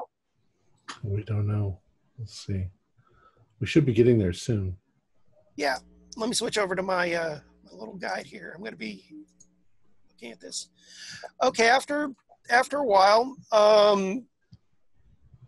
and following the roads, you enter the Hetch Hetchy region. Has a nice big sprawling sign there saying "Welcome to the Hetch Hetchy." You can see pictures of that on the internet. Shortly thereafter, passing that in the entrance station, you pass by the Mather Ranger Station, which is a very large ranger station that takes care of the affairs in the area. Used to take care of a lot of the affairs over by the reservoir, but since the recent construction of the Rancheria station, that's taken a lot of their focus off of the reservoir and into other aspects of the region, from what you can gather. But it's a large ranger station, a lot of stuff going on, but that's not where you're going to be going. You're going to be continuing along the road, which goes up towards to the O'Shaughnessy Dam and the reservoir, and that's where you're going to be coming to. And it doesn't take too long till you're there. After passing the big ranger station, you hit the road. You see a sign there that denotes the road being the Evergreen Road. And about that time, you notice that the whole area is really rather unique. You go from forest to a very rocky situation. The whole area around, going up to and around the dam is very rocky, and it kind of gives you the impression that it's more desolate than the environmental zone is. The environmental zone is still very much the Yosemite zone with trees like, redwoods and sequoias and oaks and that sort of thing, and pine trees. But it's a lot because of it's just really, really rocky, really, really rough, and it kind of gives you a more desolate feel and kind of plays with your senses, and that maybe a lot more barren and warmer and stuff than it actually is. But occasionally a tree pops up or a large bush pops up that kind of breaks that a little bit. But as you get closer and closer to the dam, most of the area is just rocks. I mean, and if you look at the map, and if you go onto Google for the satellite photos and stuff that the map's based on, that's all you see is just a huge rocky area, and with little pockets of growth here and there and everywhere and stuff. You said the Devil's Chair was basalt formation? Yes, a lot of the rocks around here are basalt. Which is igneous? Volcanic, yeah. Yeah, volcanic in nature. The whole area was formed with various volcanic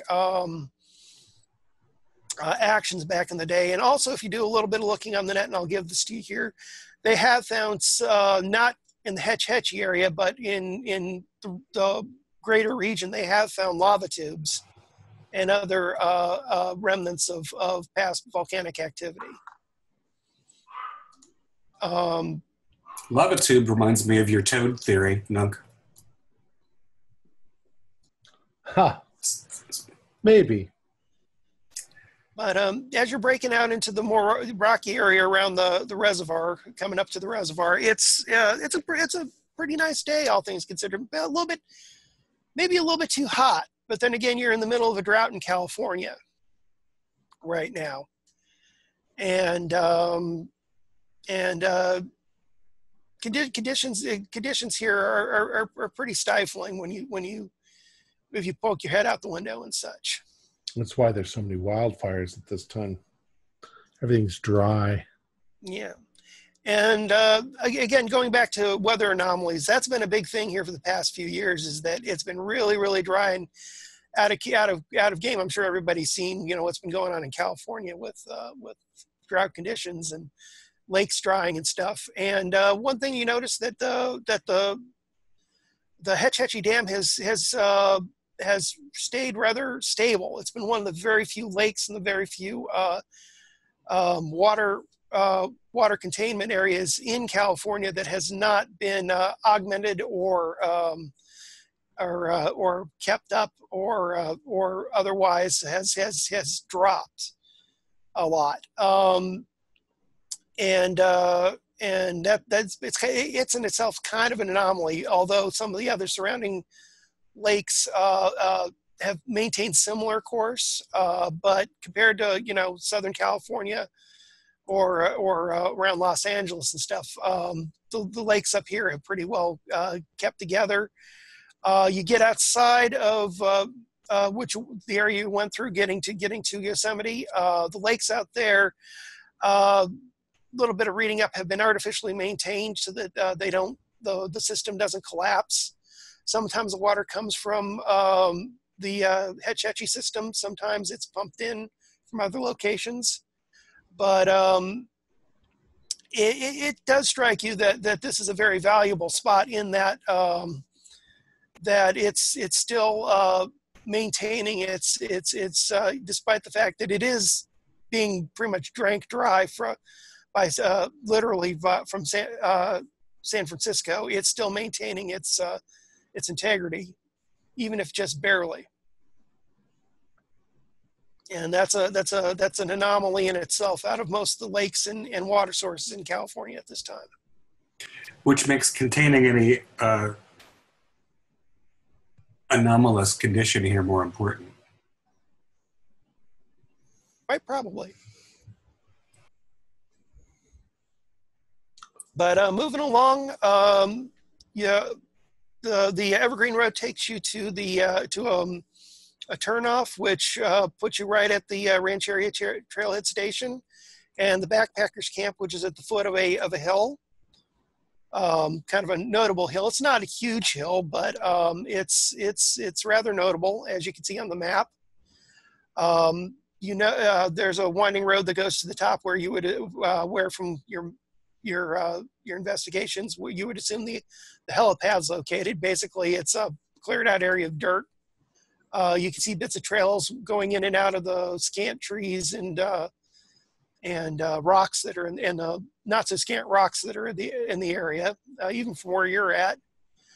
And it's quite hopping here. You notice parking lots full of cars, people mulling about, lots of tents out there in the that you can see from your angle of the. And what time of day are we arriving? It's actually getting into the getting into the evening now. You guys shoved off, I would say about 2 o'clock. So it's about a 4-hour trip there. So it's getting. Go ahead. Yeah, so you left about 2, add 4 hours. It's getting to be about 6, 7 o'clock. Still light outside, but pretty soon you figure the sun's going to dip over the horizon. I assume that there are no campfires allowed. Not at this time. No, you also do see, the no burn notices there. Right. And when I'm picturing, 2 armored black large vehicles that we're in? No, actually, you're in civilian SUVs with government plates. Okay. Does anyone greet us when we pull up? Yeah, and just to let you know, when you were entering the park and stuff, you were checked out, and then they noticed your government plates, and I figured you guys had your little cover story to get by. FBI, flash the badge and stuff. They let you through without any incident. Didn't make you pay anything. I'm gonna just jot down as we see the parking lots and the cars and stuff like that. I'm gonna just slow down considerably, and just jot down, or have one of you guys jot down for me just some of the license plates that are the numbers that are in the area. In case we can do some you could do that.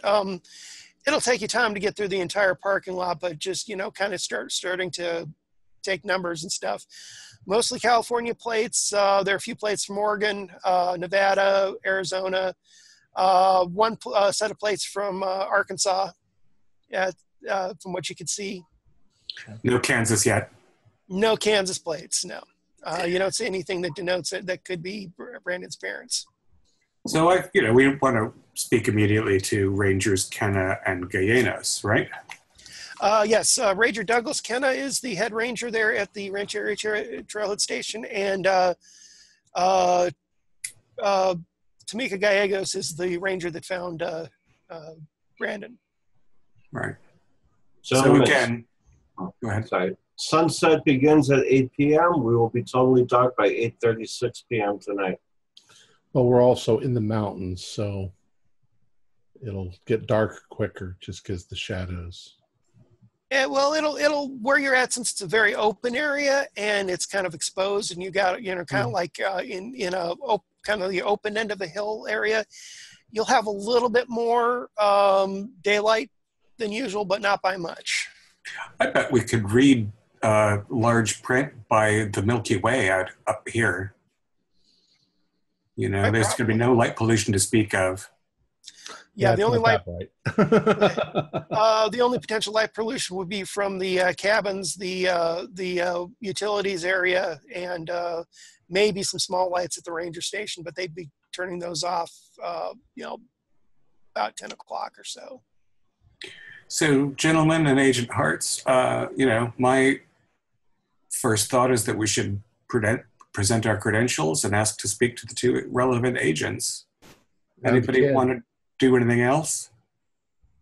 Well, we should definitely talk to the child. We've got like less than 5 hours before somebody gets here. Nobody wants to split off or anything. We're just going to go in and introduce ourselves. Yeah, well, we'll take your lead. We'll follow behind you. Good. So who's it? There's somebody at a front desk, I assume? Going inside, there's really not exactly a front desk per se. The station is kind of on the small side. You figure, if there was bad conditions, you could get about 25 people in there. If you want to go with a pinch, you could put in about 40 people. Crowded. Has a big common area with a fireplace. 2 stories. You figure the barracks area for the Rangers is upstairs. The common area is open 2 levels with a kind of a balcony leading off to rooms. Pretty typical for your national park fare. In fact, coming up, you actually smell the newness of a lot of the wood that was added on to it, and added on in the sense that you also notice that the station looks like it's been built up from a smaller structure that's a little bit older. So kind of like an expansion to something that was already here. But it's your typical little affair. In the open area, you do see a couple Rangers talking, and a few people kind of sitting around on some of the chairs and stuff around the fireplace. Fire's not going, of course.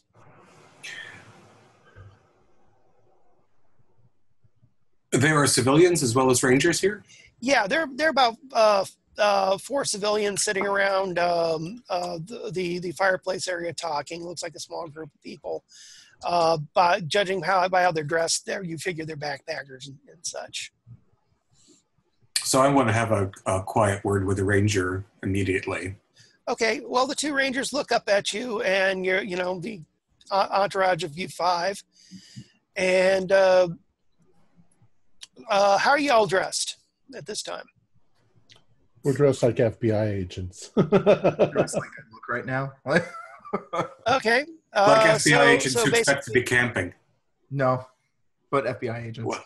Okay. How about the rest of you? I mean, I'm dressed in a blazer and like dress pants, like a pantsuit. Okay. Oh, how we're dressed?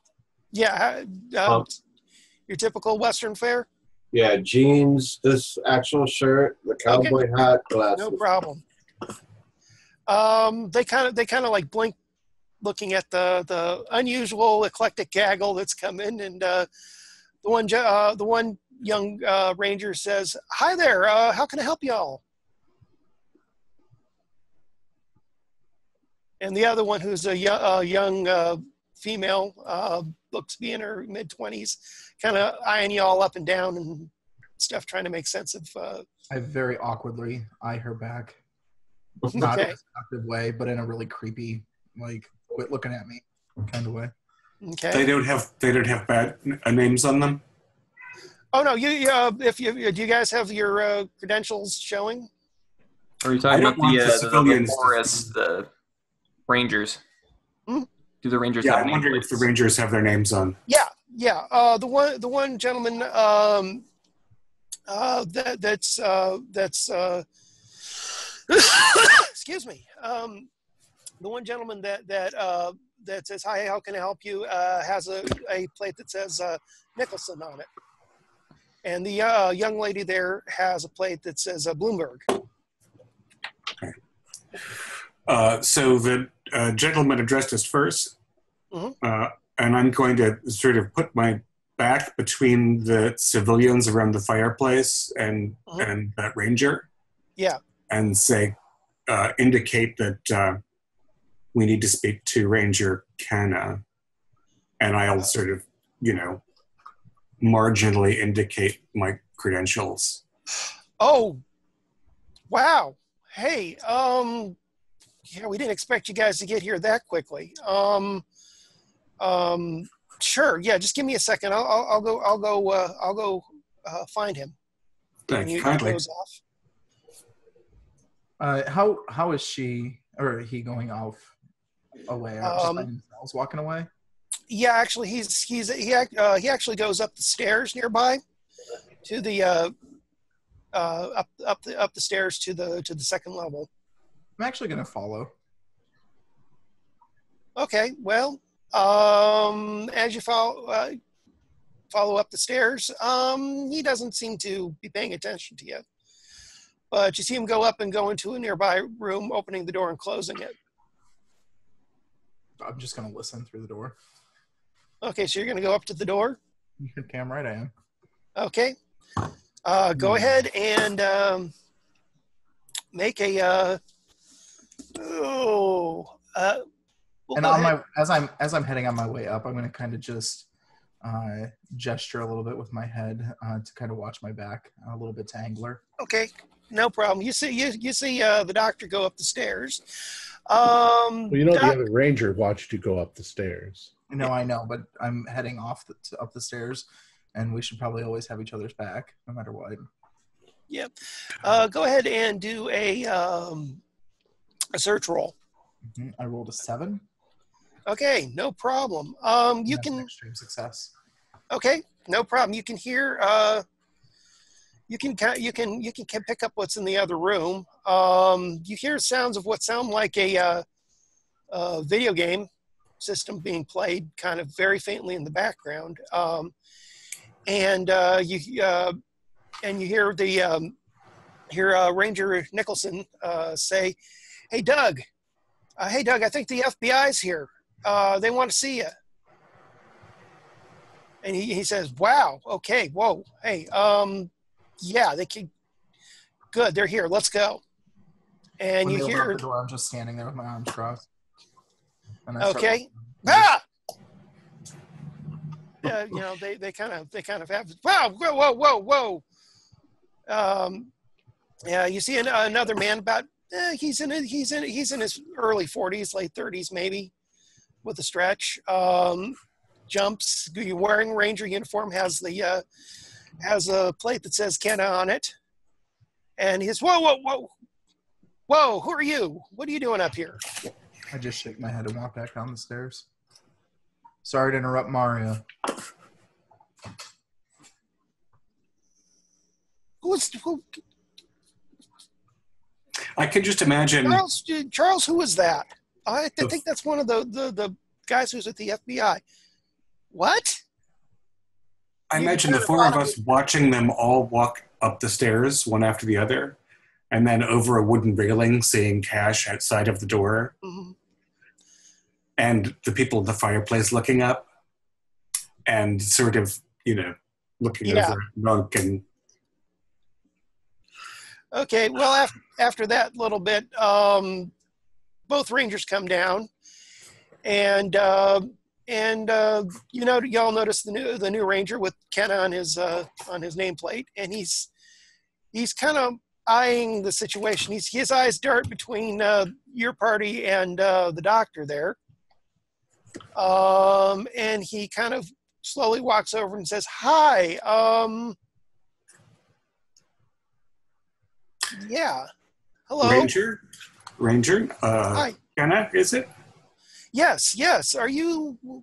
And he kind of leans in. Are you guys with the FBI?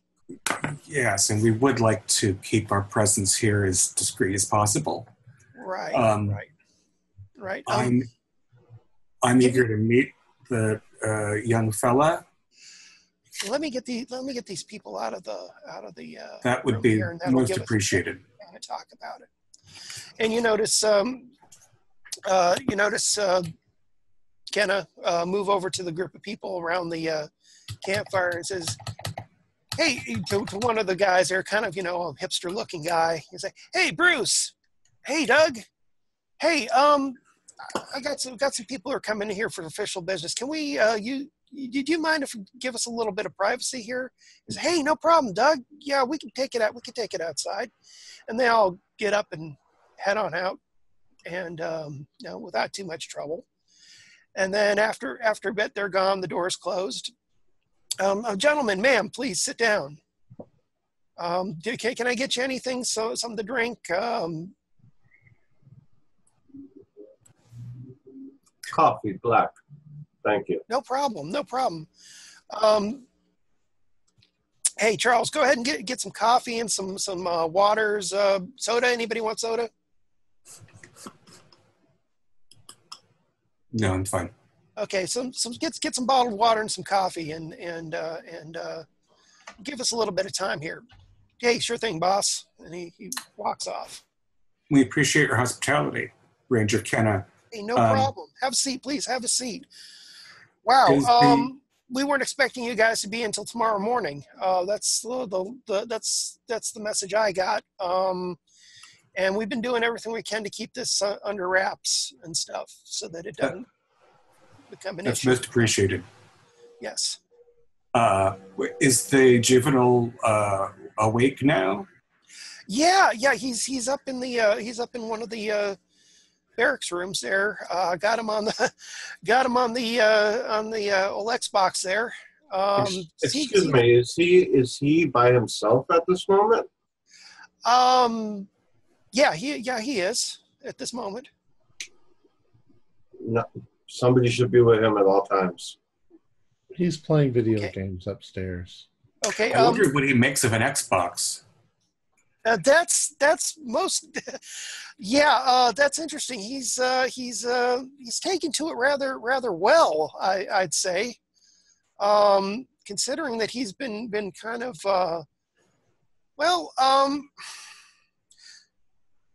let me get somebody up there to watch over him, and I'll call in Ranger Gallegos. She could tell you more about. Can we just go up and see him? Yeah, we could do that.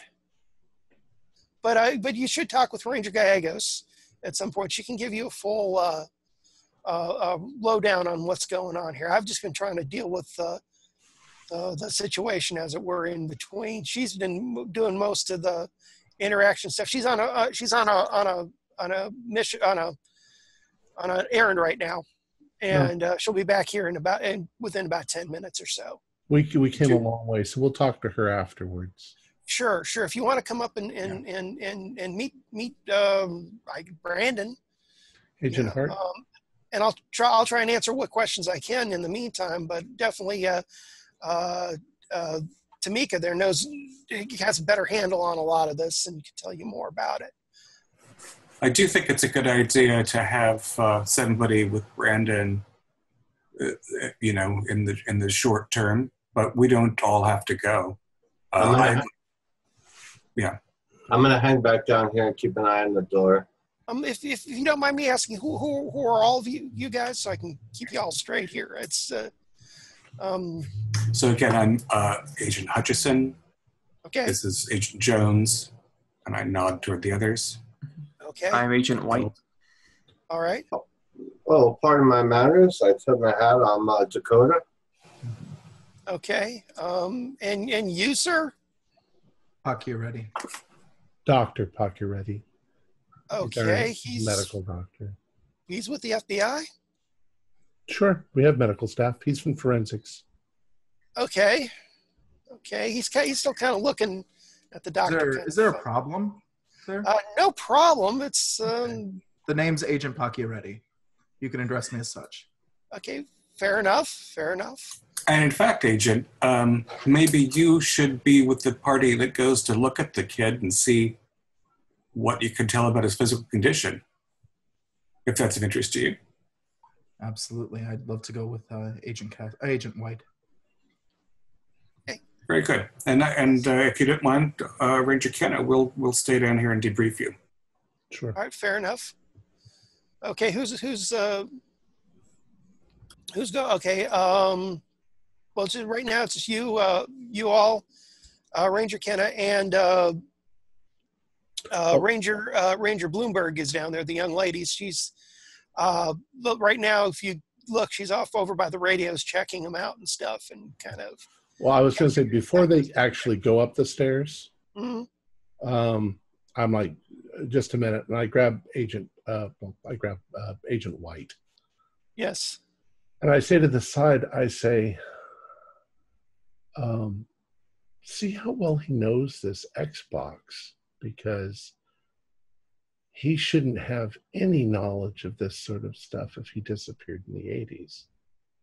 That's true, but we'll if get he to the looks bottom like of it. he's been playing it elsewhere, then we know it's a hoax. Yes. Ask him what his favorite games are, Yes, we'll do. All right, so then they go. No problem. Okay, let's start off with the going upstairs to meet Brandon there, and then we'll do the debrief afterwards. Yeah, you go up the stairs, kind of creak a bit.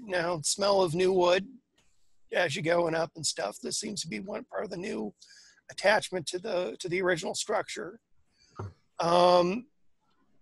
Going up, open the door, and it's a kind of a combination common room and with beds and stuff up there. On the edge of one of the beds, facing the TV there, which is got an Xbox plugged into, of course, and looks like there's, you're not really sure what game's on there. It looks like some kind of Mario style game in 3D, not necessarily Mario, but one of kind of an offshoot game and stuff. See 6-year-old boy dressed in kind of clothes that look like they've been accommodated for a small frame, some hand-me-down type stuff, and a pair of flip-flops that are a little bit bigger than his feet allow. You notice on his feet he's got some bandages and stuff, and it's Brandon from both the previous and the new photographs, and he's there kind of playing along, and he looks like he's just trying to get the handle of things. It's like, if you didn't know better, this is like maybe the first time he's actually played a modern video game system. Gotcha. I'm gonna go over. I'm gonna kind of crouch down next to him. And go, so what are you playing? Hi, who are you? Hi, I'm Agent White. Are you Brandon? Yeah, I am. Yeah. Oh, it's nice to meet you, Brandon. Hi. I don't know what I'm playing. The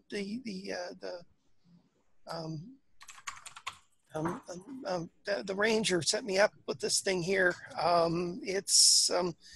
I've never seen a video game thing like this before. It's cool. I mean, I didn't know this existed. I played Pac-Man before. Yes, well, Pac-Man's a lot of fun, isn't it? Yeah, but this is better than Pac-Man. I mean, look at the people are kind of look real there. You know, they look like real. I've never seen anything like this. I mean, I'm just trying to figure it out still. But I mean, it's fun. It's like a cartoon. I mean, Yes. It's like a cartoon that actually goes. I mean, do you like cartoons? I like Saturday morning cartoons. Oh yes, they're always You get to great. play a Saturday morning cartoon. It's kind of cool. And now, Brandon, Yeah. do you remember how long you've been here?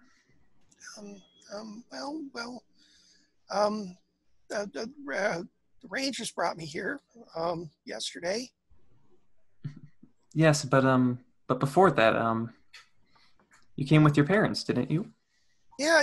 I don't know where they're at. I tried calling them, and you see, Mrs. Gallegos there. Mrs. Gallegos, the Ranger girl. She gave me the special phone to call my folks. It's special. It doesn't look like a phone. I mean, it's like a little box. I mean, it's like this little box with a screen, kind of like a video game. It's like a video game phone. I mean, I've never seen this sort of thing before. It's quite cool. fascinating, isn't it? Yeah. But it did. I didn't think it was a phone. But you put it up here like a phone, and you like talk like a phone. Yeah, Brandon. Yeah. This is kind of a silly question. Do you know what year it is right now? I'm 1980. And do you arrive with your parents? When did you arrive at the park with your parents? Like how long ago? Do you remember? I guess a few days ago. Are there other? Is there a park ranger in the room with us? No, not at this time. Okay, I'm gonna be still paying attention to his affect because I have a few questions I want to ask him when she's done, and do a little exam. But while she's talking to him, I kind of want to look around the room and see if there's any clipboards with information or any binders that might have information about the client in question. You don't see anything here. About the time you stop the search, you notice that Ranger Bloomberg's come up and come into the room, and is kind of standing in the doorway.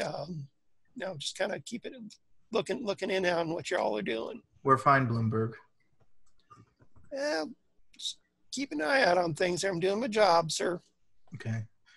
Well, we're checking this out. You don't need to be in the room at the same time. I'm sure we know what we're doing. Well, if it's all the same, I'd like to make sure that the things are good. As I said, I'm doing my job.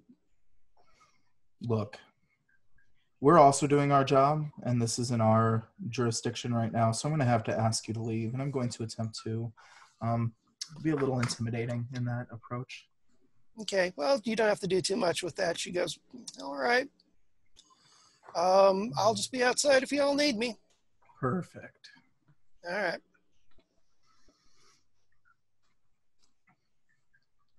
Go ahead, Agent White. So Brandon, are you Are you okay? Are you in pain anywhere? My hurt my feet. I'm doing all right. Well, you hurt your feet. I'm sorry to hear that. What happened? The nice doctor fixed them. No, do you remember that doctor's name? Yeah. Was a funny guy. Dr. Adams. Dr. Adams. Yeah, he has a funny voice. British, English, British is I think what it's called. Yes. Yeah, but it sounded like really rough. Kind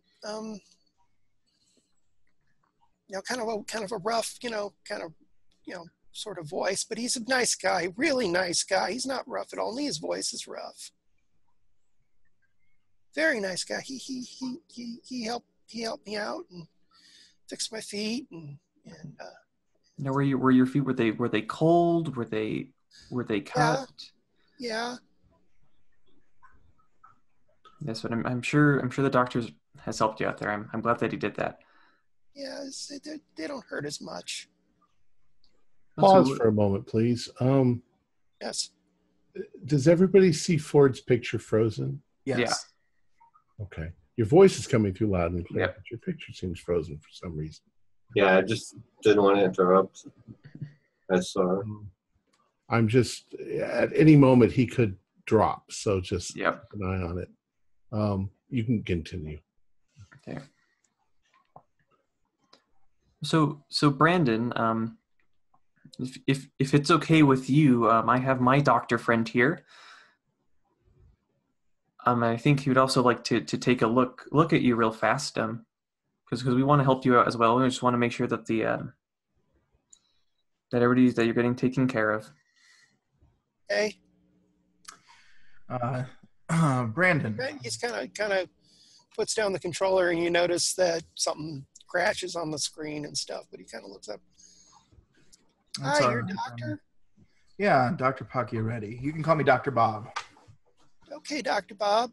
Could you come have a seat over here with me? And he's going to watch for his gait and the way he walks. Sure. As he comes over. He kind of walks over. You notice his feet are a little pained, and the flip-flops are too big for his feet. But he kind of walks over a little enthusiastically, kind of a little gingerly too. I mean, kind of like what you'd expect out of somebody who's been out of doors and come in, like out of a bad rainstorm and stuff. But he looks comfortable. Can you tell me, Brandon, what's your full name? Brandon Frederick McGill. Okay. They make me write it out in class. Do you know where we're at right now? Yeah, California. Do you know where in California? Yellowstone. Yellowstone? Yeah. Okay. And do you know what today's date is? I know you had mentioned it's 1980, but do you know the date today? 1980. I don't know the day. It's been kind of funny here. All right. And if you were to describe what's happening to you right now, what would you say? The whole experience you're having. If you were to kind of describe it for me, what would that look like? Well, it's.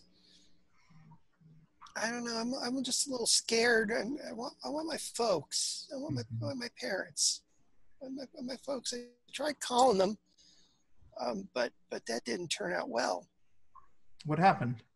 I don't know. It's.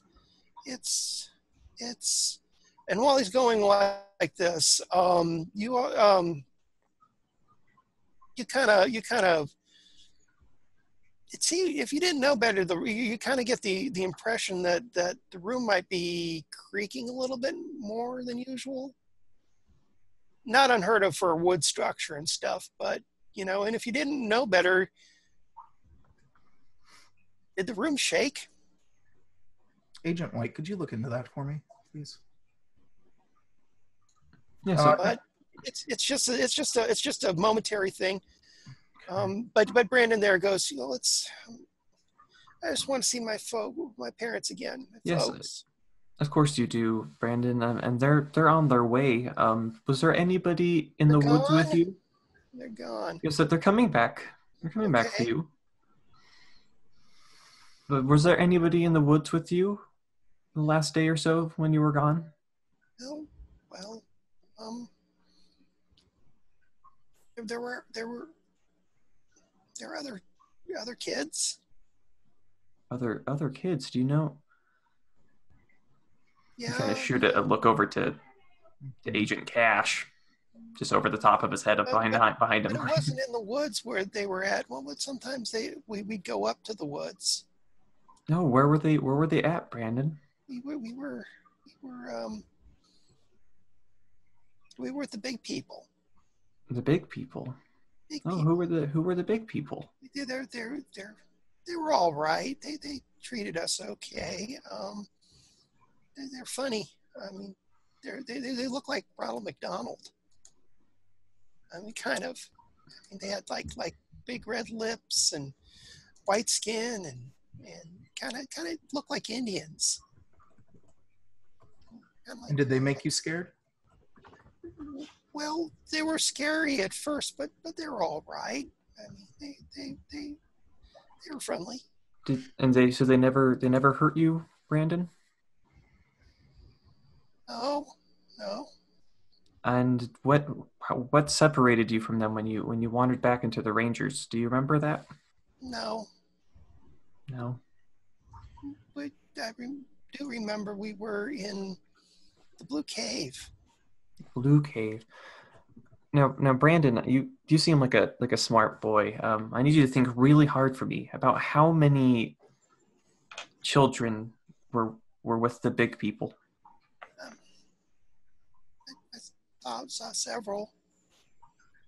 Several. That's a new word I learned. Several means several, or is about as many? Yes, it does. That's good. Good for you, Brandon. See, I knew you were smart. Is it about as many as were in your class? Would you say? Yes. Okay, so about classroom size. And how many big people were there? Do you remember that? Lots. Lots. Were there more than the kids? No. And what will you do if those Ronald McDonald-like people show up again? I don't really want to go back with them. I mean, I'm here. I want to go back to mom and dad. I want my mom and dad. Yes, don't worry. Where did they take you?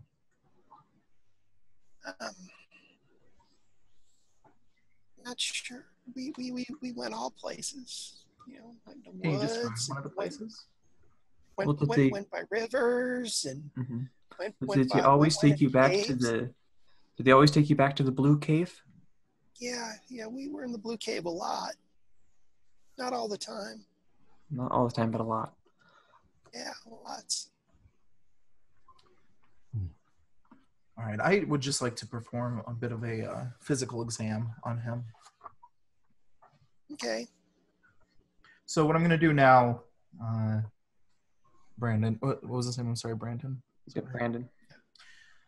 Brandon, what I'm going to do now is I'm just going to check you out physically, make sure that there's just nothing else going on with you right now. Is that okay?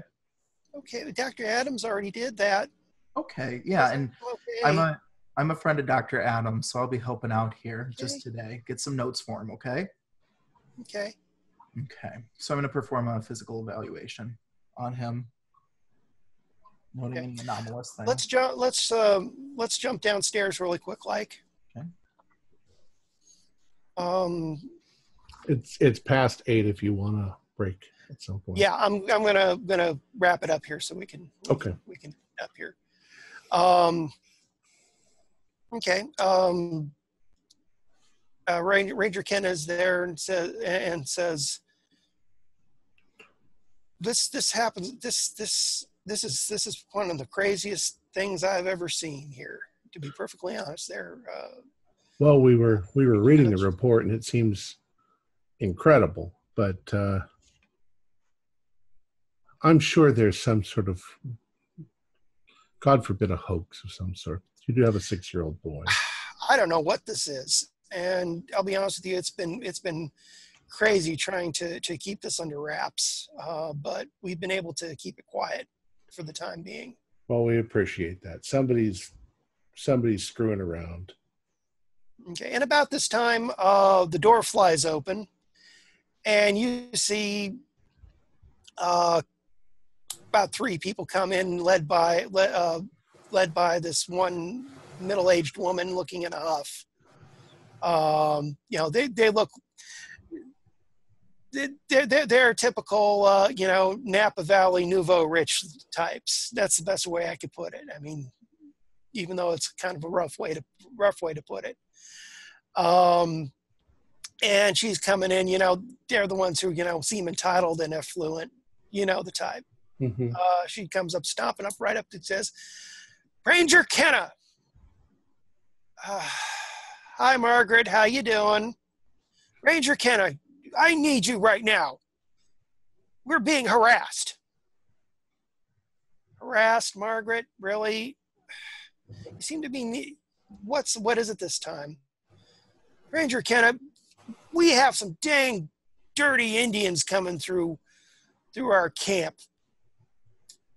These two damn dirty Indians have come through, causing trouble. They started rummaging through our stuff. I mean, they're vagabonds. Why can't you take care of this? I think I'm going to stand up, look sternly at this person, and then give Dakota a nod. I walk over to them. Security issue. I go, howdy, ma'am. I'm sorry, I didn't catch your name. My name's Dakota, and I was actually just called in from Texas. I'm here to deal with some security issues here, and if you could please let's step security outside. Issues. Excuse me, ma'am. I was speaking. Ranger Kenna, what kind of show are you running here? Who are these people? I politely grab her by the elbow. Come with me, ma'am. Very firm grip on her elbow. Come show me this. Show me these dirty Indians. And I look her dead in the eyes and smile. Come with me. And I very tightly hold her elbow and I give her show her towards the door. Okay. And we'll break it at that. At the bum's rush. Yes, as the entourage of the rich and affluent are let out, while you guys are there, kind of like going, what?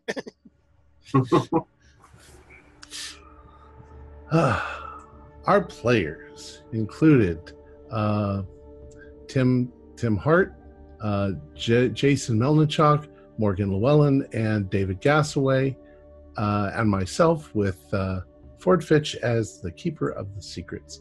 We're currently producing up to 4 shows a week with music and sound effects added in post-production in order to create a richer listener experience. We provide audio-only versions of our shows free for you to download from Podbean or iTunes. If you'd like to become a patron, visit our Patreon account. Just $1 to a month helps us a lot. You can find a link in our description below. Like, share, and subscribe to our channel and punch that bell icon for updates on our latest shows, and leave us some comments. We enjoy reading them and answering any questions you might have. This is Tom Rayleigh, together with all the members of our gaming club, inviting you to journey with us once again into the darkness for another adventure into the universe of H.P. Lovecraft and the Call of Cthulhu role-playing game. Until next time, good luck and good gaming.